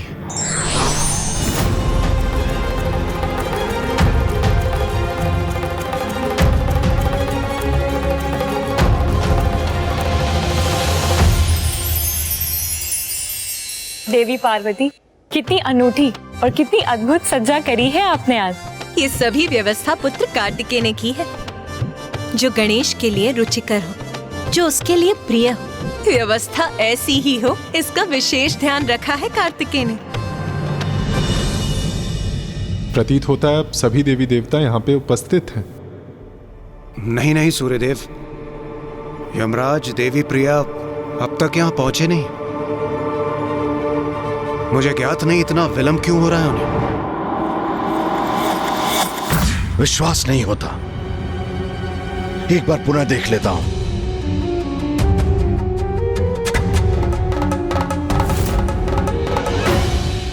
धर्मराज जी, स्वयं सप्त ऋषियों ने इसे रचा है।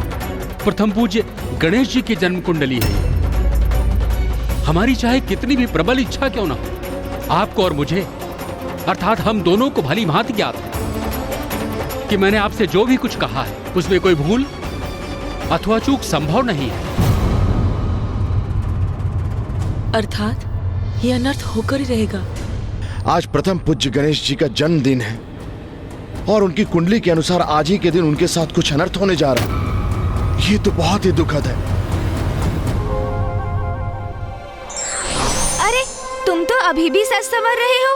चलो चलो शीघ्रता करो, बाहर अतिथियों का तो आगमन भी आरंभ हो गया है। सोचो वो तुम्हारे लिए कितने सारे उपहार लाए होंगे, और ये भी तो सोचो माँ के हाथों के पकवान भी तो तुम्हारी प्रतीक्षा में होंगे। शीघ्र चलो ना, भूख भी बहुत लगी है मुझे। हाँ हाँ ज्ञात है मुझे, अतिथियों का आगमन आरंभ हो चुका है, किंतु मेरे जन्म दिवस पर मेरा सुंदर दिखाई देना भी तो अति आवश्यक है ना। किंतु हाँ, भूख तो बहुत लगी है मुझे। अतिथियों के साथ साथ कितने ढेर सारे उपहार भी आ रहे होंगे। उनमें कितनी अद्भुत वस्तुएं होंगी। उन्हें प्राप्त करने हेतु हमें इस समय बाहर होना चाहिए। तुम बहुत सुंदर प्रतीत हो रहे हो गणेश। चलो अब बाहर चलते हैं। हाँ हाँ चलो।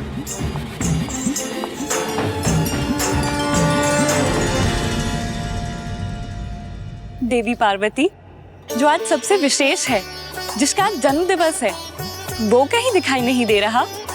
कहाँ छिपा कर रखा है आपने अपने लाडले गणेश को?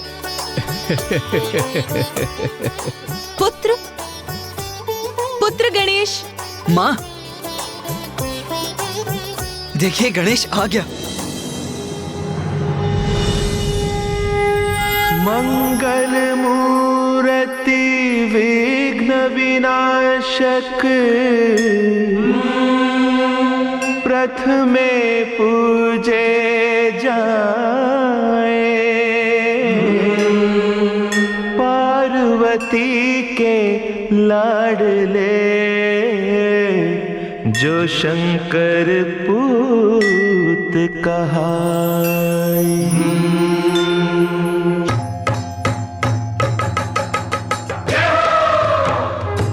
बधाई हो, बधाई हो। जन्मदिवस की हार्दिक शुभकामनाएं। जन्मदिन की हार्दिक शुभकामनाएं।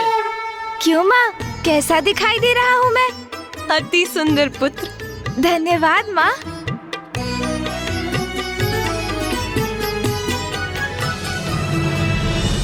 आप सभी अतिथिगण मेरा प्रणाम स्वीकार कीजिए। आप सभी का स्वागत करता है गणेश। आज मैं अत्यंत प्रसन्न हूँ कि आज आप सभी यहाँ मेरे जन्मोत्सव में भाग लेने यहाँ उपस्थित हुए हैं। मामा जी, मामी जी प्रणाम। फूफा जी एवं बुआ जी आपको भी प्रणाम। माँ अब कैसा विलम्ब? सभी देवी देवता मेरा उपहार मुझे कब देंगे?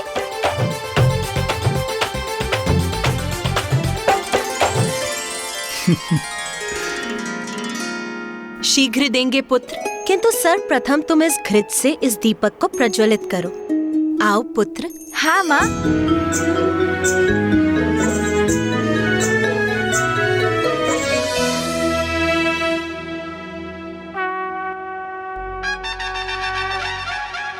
बधाई हो, बधाई हो, बधाई हो। जन्मदिवस की हार्दिक शुभकामनाएं। बधाई हो, बधाई हो, बधाई हो। प्रणाम पिताश्री। प्रणाम माँ। आयुष्मान भव पुत्र। भैया आपको भी प्रणाम। अरे अनुज आओ।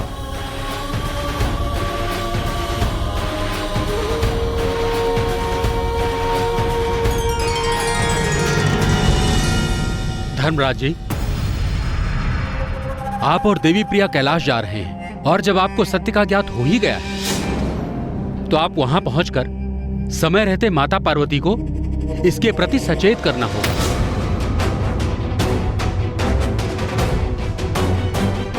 आप सर्वथा उचित कह रहे हैं चित्रगुप्त जी। कदाचित यही उचित होगा। ये आप क्या कह रहे हैं स्वामी? सर्वथा अनुचित होगा ये। आज आनंद और उल्लास के इस अवसर पर यदि आपने ये अनर्थकारी संदेश माता पार्वती को सुनाया तो कदाचित वो कुपित भी हो सकती है। आपको स्मरण है ना स्वामी, माता का क्रोध? जब मार्कंडे ऋषि की आयु समाप्त होने पर आप उनके प्राण लेने गए थे तो क्या हुआ था?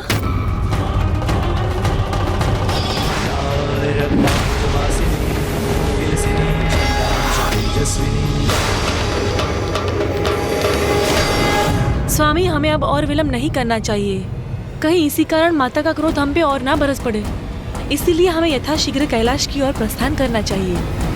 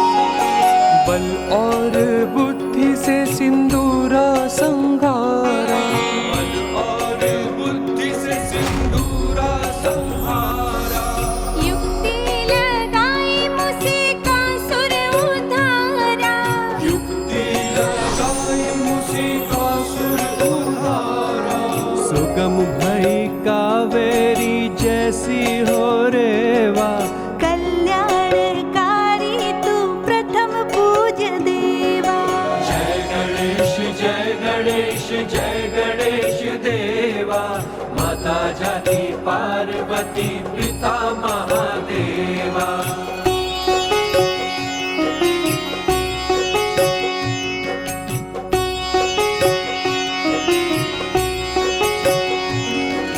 क्रोधी परशुराम फरसा चलाए, क्रोधी परशुराम फरसा चलाए। दंत वारसः एक दंता कहाए,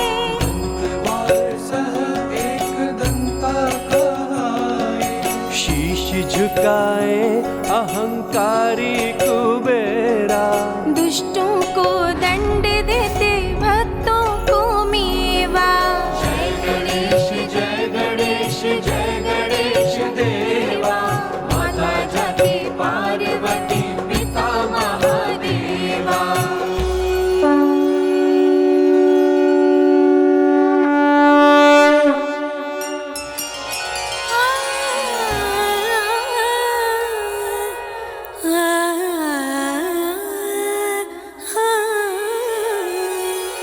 शुक्ल पक्ष चौथ भाद्र मास तू जन्मा।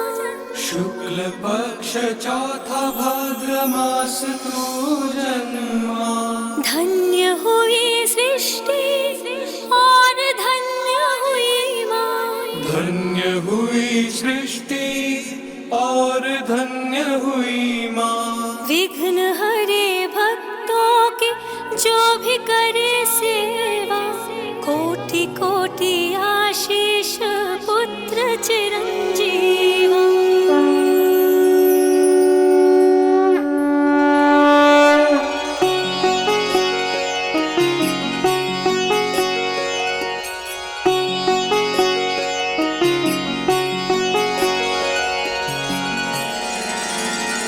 गणेश जय गणेश देवा, माता जाकी पार्वती पिता महादेवा। जय गणेश देवा, माता जाकी पार्वती पिता महादेवा। जय गणेश देवा, माता जाकी पार्वती पिता महादेवा।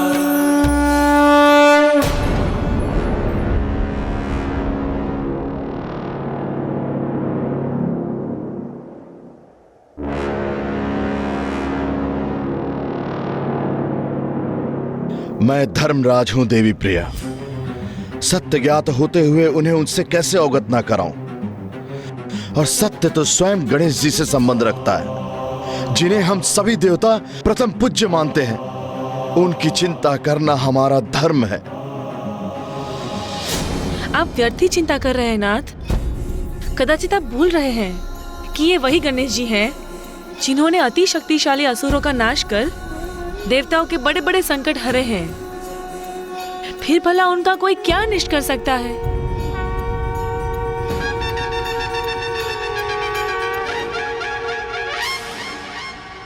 आइए स्वामी, भीतर चलिए और ये स्मरण रखिएगा कि गणेश जी के जन्म के इस उत्सव पर आप माता पार्वती से ऐसा कुछ नहीं कहेंगे जिससे उनका आनंद अवसाद अथवा चिंता में परिवर्तित हो जाए।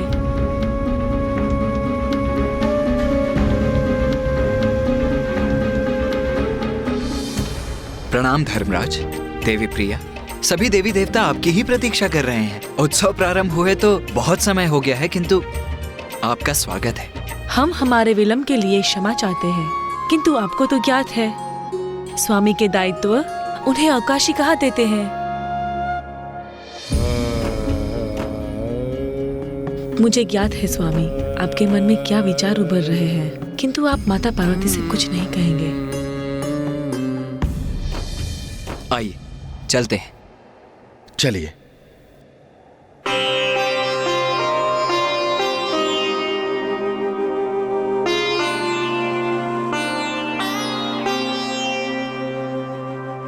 प्रणाम महादेव। प्रणाम माता पार्वती। प्रणाम यमराज जी। प्रणाम माता। कदाचित देवी प्रिया उचित ही कह रही थी।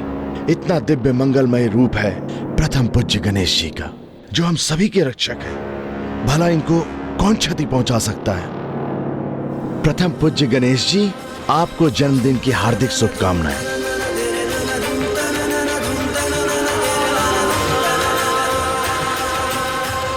यहाँ तो सभी दिव्य विभूतियां उपस्थित हैं। त्रिदेव, त्रिदेवियों के साथ इंद्रदेव और सभी देवता ही तो हैं यहाँ।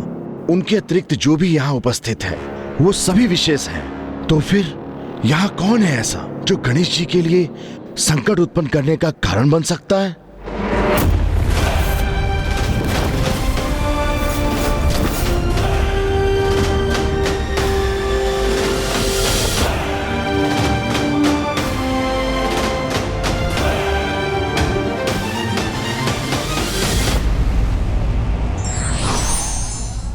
सत्य को कभी नहीं छिपाना चाहिए, चाहे वो कितना भी कड़वा हो।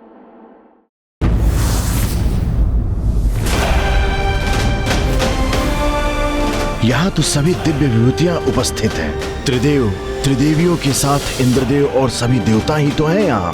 तो फिर यहाँ कौन है ऐसा जो गणेश जी के लिए संकट उत्पन्न करने का कारण बन सकता है?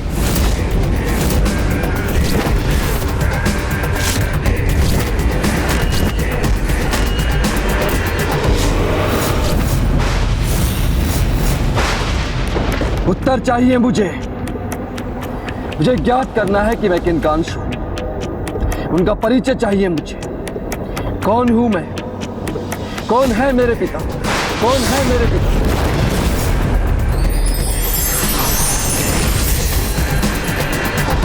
हटो! हटो!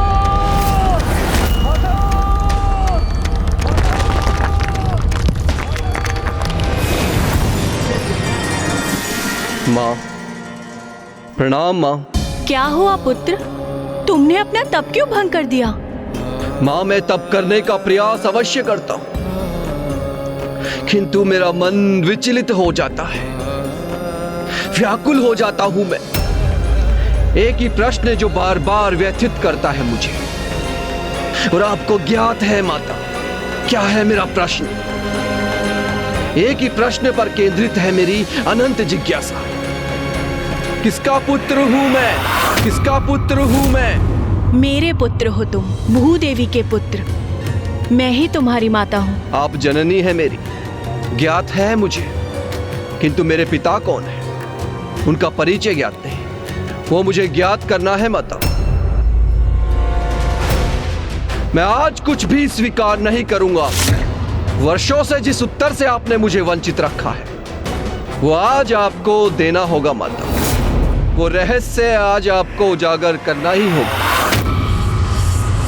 अरे वाह नंदी जी, इतने सारे उपहार, वो भी मेरे लिए। हाँ गणेश जी, ये समस्त उपहार आपके लिए ही हैं। अच्छा। पुत्र गणेश, अभी एक उपहार और शेष है तुम्हारा। एक और उपहार? अच्छा मामा जी, तो कहाँ है वो उपहार? बताइए ना मामा जी, मेरा एक और उपहार कहाँ है? अवश्य।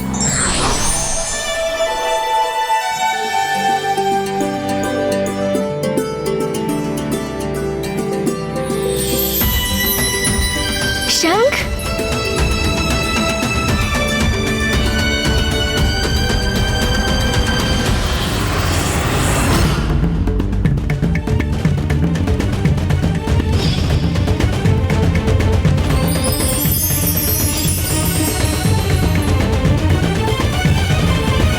क्या हुआ, आप सभी इतने चकित क्यों हैं?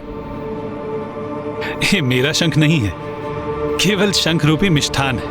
ओह, अच्छा मामा जी, आप समझा।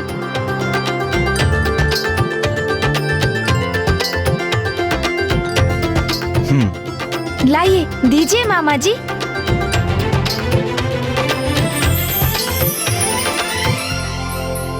आपका कोटि कोटि धन्यवाद मामा श्री। आपका ये उपहार तो सुंदर भी है और अवश्य ही स्वादिष्ट भी होगा। इसे तो मैं अवश्य ग्रहण करूंगा मामा जी। किंतु मामा जी, आपके शंख की दिव्य ध्वनि का श्रवण करने हेतु पुनः आऊंगा आपके पास और आपका शंख भी प्राप्त करूंगा मैं।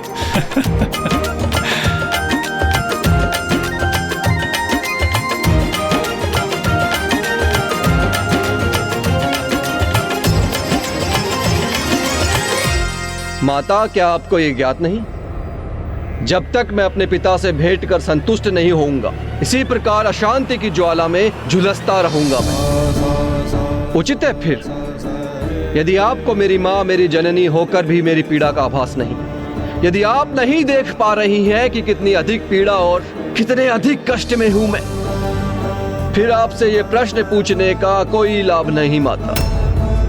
आप मेरी जिज्ञासा शांत कर मुझे इस पीड़ा से मुक्त नहीं कर पाएंगे और मेरा मन निरंतर मुझसे यही प्रश्न करता रहेगा। तो इस प्रकार तड़प तड़प कर जीने से कहीं श्रेष्ठ है कि मैं अपने प्राण त्याग दूं।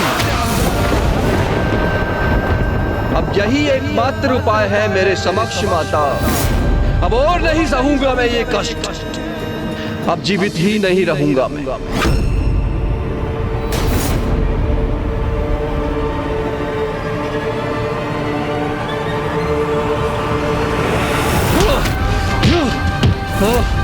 प्राण दे दूंगा अपने में, प्राण दे दूंगा माता। पुत्र भोग, इस अनर्थ को विराम दो।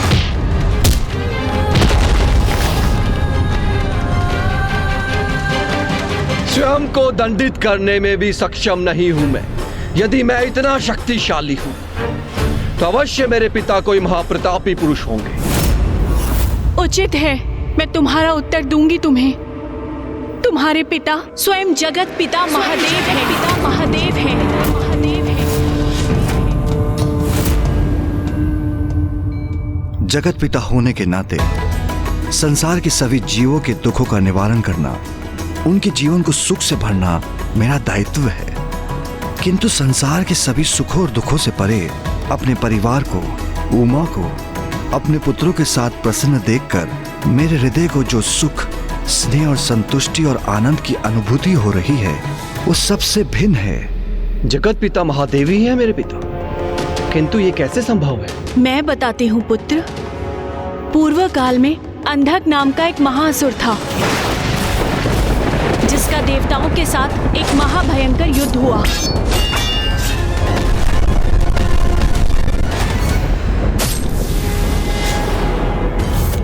अंधक की दुष्टता को देखकर महादेव अत्यंत क्रोध में थे, जिसके कारण उनके मस्तक पर श्वेत की एक बूंद छलछला गई और वो एक बूंद जब नीचे गिरी तो उसकी अद्भुत ऊर्जा से एक नवीन जीवन का आरंभ हुआ। और जब मैंने उस नन्हे शिशु को अपने हाथों में उठाया तो वो क्रोधपूर्ण रुदन कर रहा था, क्योंकि महादेव के क्रोध से उत्पन्न स्वेद की बूंद से उसका जन्म हुआ था। महादेव द्वारा अंधकासुर के वध के उपरांत मैंने उन्हें इस संपूर्ण घटना का विवरण दिया। प्रणाम महादेव। मैं पृथ्वी हूँ। इस सृष्टि के सभी जीवों का जन्म मुझ पर ही होता है, इसलिए एक प्रकार से मैं उनकी जननी तो हुई, किंतु मेरा दुर्भाग्य देखिए कि मेरे अपनी कोई संतान नहीं। किंतु आज संयोगवश आपके श्वेत की जो बूंद मुझ पर गिरी, उसने इस बालक का रूप ले लिया। महादेव, मुझ पे कृपा करें। आप उसे मेरे पुत्र के रूप में भेंट दे दीजिए।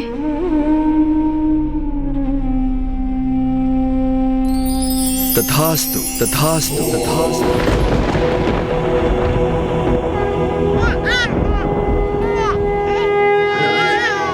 देवी पृथ्वी आज से तुम्हारा पुत्र कहलाएगा और तुम्हारे नाम से जुड़कर इसका नाम होगा भोम भोम भोम।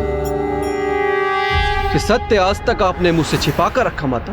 तुम मेरे पुत्र हो, मैंने तुम्हारा पालन पोषण किया है, मैं सदा तुम्हारी देखरेख करती हूँ और तुम सदा ही मेरे साथ रहते आए हो। और महादेव कैलाश में अपने परिवार के साथ निवास करते हैं। किंतु माता, मैं भी उनका परिवार हूँ। महादेव मेरे पिता हैं तो मेरे पिता पर भी मेरा अधिकार है। उनका स्नेह प्राप्त करने का अधिकार है मुझे, और उन्हें भी अपने इस पुत्र का परिचय प्राप्त करने का पूर्ण अधिकार है। पुत्र भौम, स्वयं महादेव तुम्हारे पिता हैं। इस सत्य को आत्मसात करना सरल नहीं, इसीलिए इसे समझने के लिए उचित समय लेना, उसके पश्चात ही कुछ करना। माता, आपने मेरी बात का मान रखा, मुझे मेरे पिता का परिचय दिया, किंतु अब जो मुझे उचित लगेगा मैं वही करूंगा। आवेग में आकर कुछ मत करना पुत्र। एक पुत्र का पिता पर अधिकार है, इसमें आवेग का प्रश्न ही कहाँ उठता है माता। और सत्य तो यह है कि मैं अपने पिता से भेंट करने के लिए बहुत प्रतीक्षा कर चुका हूँ। कैलाश जाऊंगा मैं, ये निर्णय ले चुका हूँ।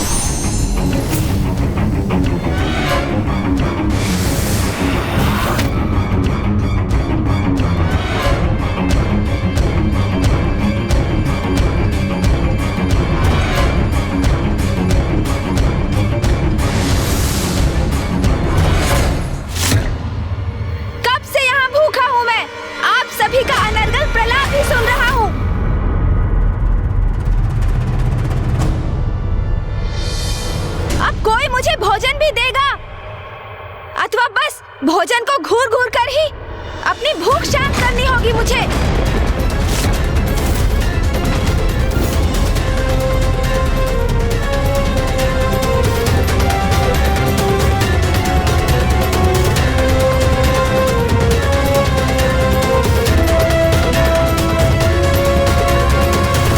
नहीं पुत्र, कैलाश जाना उचित नहीं, और आज के दिवस तो कदापि नहीं। क्यों आज क्यों नहीं? ऐसा क्या विशेष है आज? आज कैलाश पर बहुत बड़ा उत्सव है पुत्र। महादेव और पार्वती अपने पुत्र गणेश का जन्म दिवस बहुत धूमधाम से मना रहे हैं। वो गणेश जी जो स्वयं प्रथम पूज्य देवता भी हैं।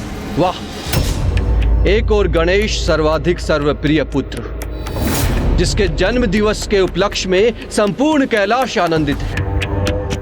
एक मैं हूं भौम, तिरस्कृत परित्यक्त पुत्र, जिसका नाम महादेव को कोई स्मरण है ना कोई चिंता। मुझे भौम के नेत्रों में गणेश जी के प्रति ईर्ष्या और द्वेष स्पष्ट दिखाई दे रहे हैं। कहीं इसके कारण उससे कोई अनर्थ न हो जाए। पुत्र भौम, तुम्हारा ये विचार महादेव को दोष देना सर्वथा अनुचित है।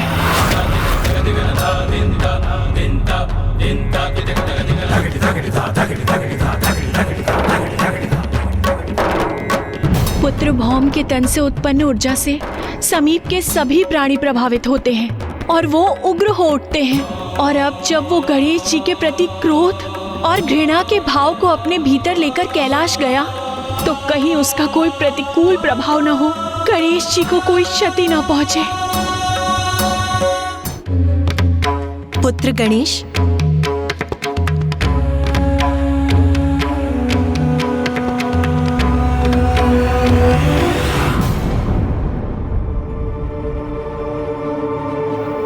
क्या हुआ माँ? ये सभी मुझे विस्मय भाव से क्यों देख रहे हैं?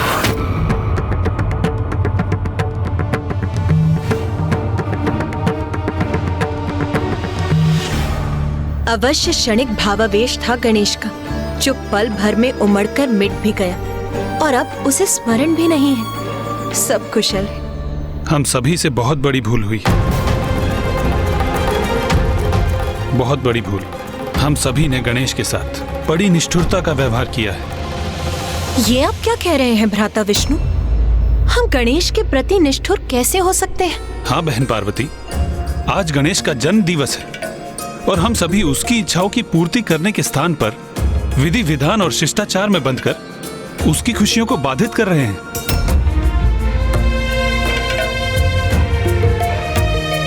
जो भी विधि विधान है वह अवश्य पूर्ण होंगे, किंतु हमें गणेश को उसके भोजन से वंचित नहीं रखना चाहिए।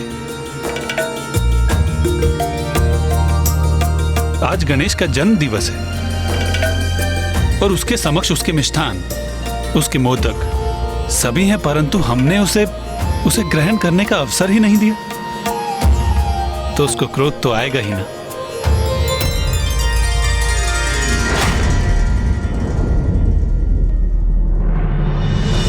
उचित कह रहे हैं भ्राता विष्णु। भूख तो साधारण जीवों के हृदय में क्रोध जागृत कर देती है, तो फिर गणेश का क्रोधित होना तो स्वाभाविक ही है। आप उचित कह रहे हैं भ्राता विष्णु। भूल मुझी से हुई है। मुझे सर्वप्रथम उसे भोजन कराना चाहिए था। हाँ माँ, मुझे अत्यंत भूख लगी है, जो आपके हाथों से मोदक खाकर ही तृप्त होगी। आप मुझे खिलाएंगी ना माँ? खिलाइए ना माँ।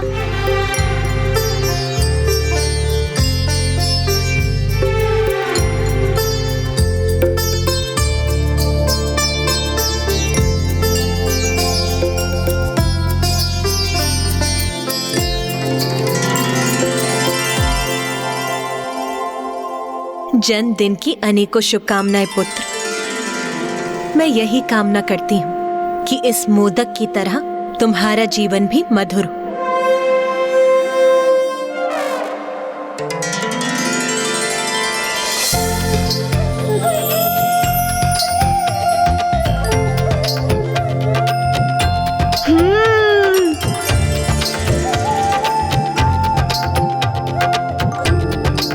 अति स्वादिष्ट।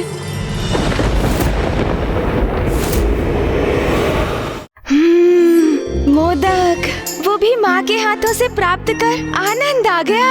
आहा, पिताश्री, माँ ने तो मुझे इस उत्सव से चकित किया है और भैया ने मेरी रुचि के अनुसार यहाँ की सज्जा की है, किंतु आप मुझे कोई उपहार नहीं देंगे क्या पिताश्री?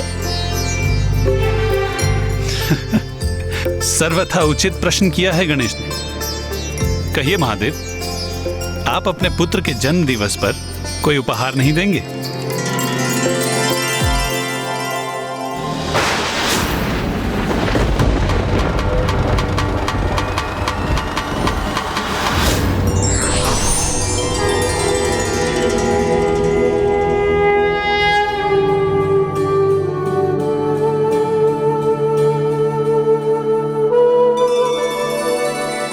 पुत्र गणेश, मैं तुम्हें तुम्हारी मां के समान दुलार तो नहीं कर सकता। मैं तुम्हें तुम्हारे भ्राता के समान तुम्हारी सभी नटखट क्रीड़ाओं में भागीदार भी नहीं बन सकता, किंतु एक पिता होने के नाते मैं तुम्हें अपनी दृष्टि दे सकता हूं। एक पिता की दृष्टि जो सदैव तुम पर बनी रहेगी। अपना श्रवण दे सकता हूं, एक पिता का श्रवण जो सदैव तुम्हारा स्वर सुनेगा। मैं तुम्हें अपनी वाणी दे सकता हूं, एक पिता की वाणी जो सदैव तुम्हारा मार्गदर्शन करेगी। मैं तुम्हें अपनी भुजाएं दे सकता हूं, एक पिता की भुजाएं जो सदैव तुम्हारी रक्षा करेंगी, अपना संरक्षण करने हेतु तुम्हें अपने भीतर भर लेंगी। मैं तुम्हें अपने कंधे दे सकता हूं, एक पिता के कंधे जो सदैव तुम्हारा दायित्व का बोझ उठाने में सहायक बनेंगे। जन्म दिवस तो तुम्हारा है पुत्र, किंतु जिस दिवस से तुम हमारे जीवन में आए हो, हमारे लिए वरदान स्वरूप हो, हमारे जीवन के अमूल्य उपहार हो तुम। जन्म दिवस की शुभकामनाएं पुत्र। कर्पूरगारं करुणावतारं संसार सारं भुजगेन्द्रहारं सदा वसन्तं हृदयारविन्दे भवानी सहितं नमामि। आयुष्मान भव।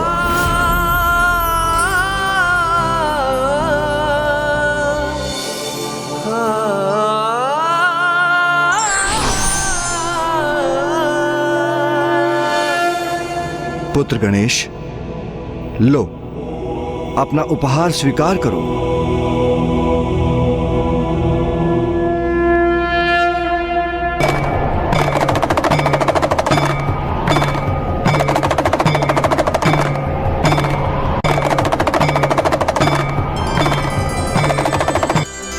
धन्यवाद पिताश्री, इससे तो मधुर ध्वनि भी उत्पन्न होती है। पुत्र गणेश, मैंने तुम्हारे मामा के विपरीत तुम्हें एक वास्तविक डमरू प्रदान किया है।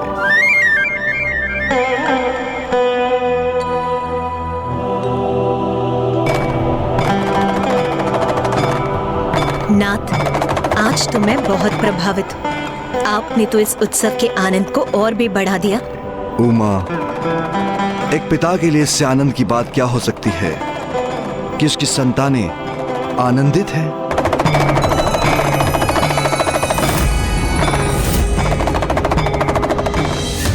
जगत पिता महादेव का आशीष है प्रथम पूज्य गणेश को, वो कैसे व्यर्थ जा सकता है? तो गणेश जी पर कोई संकट कैसे आ सकता है? कदाचित चित्रगुप्त जी से ही अपनी गणना में कोई भूल हुई है। और वैसे भी मंगल मूर्ति विघ्नहर्ता गणेश का कोई ग्रह दोष कैसे अमंगल कर सकता है? वो तो स्वयं परम ब्रह्म है।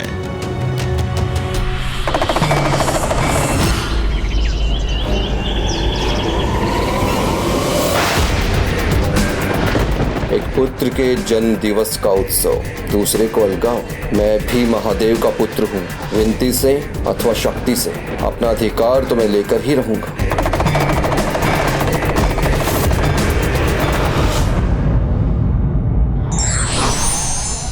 परिस्थितियों का दास बन हम अपने आचरण के विपरीत व्यवहार करने लगते हैं, जो सर्वथा अनुचित है।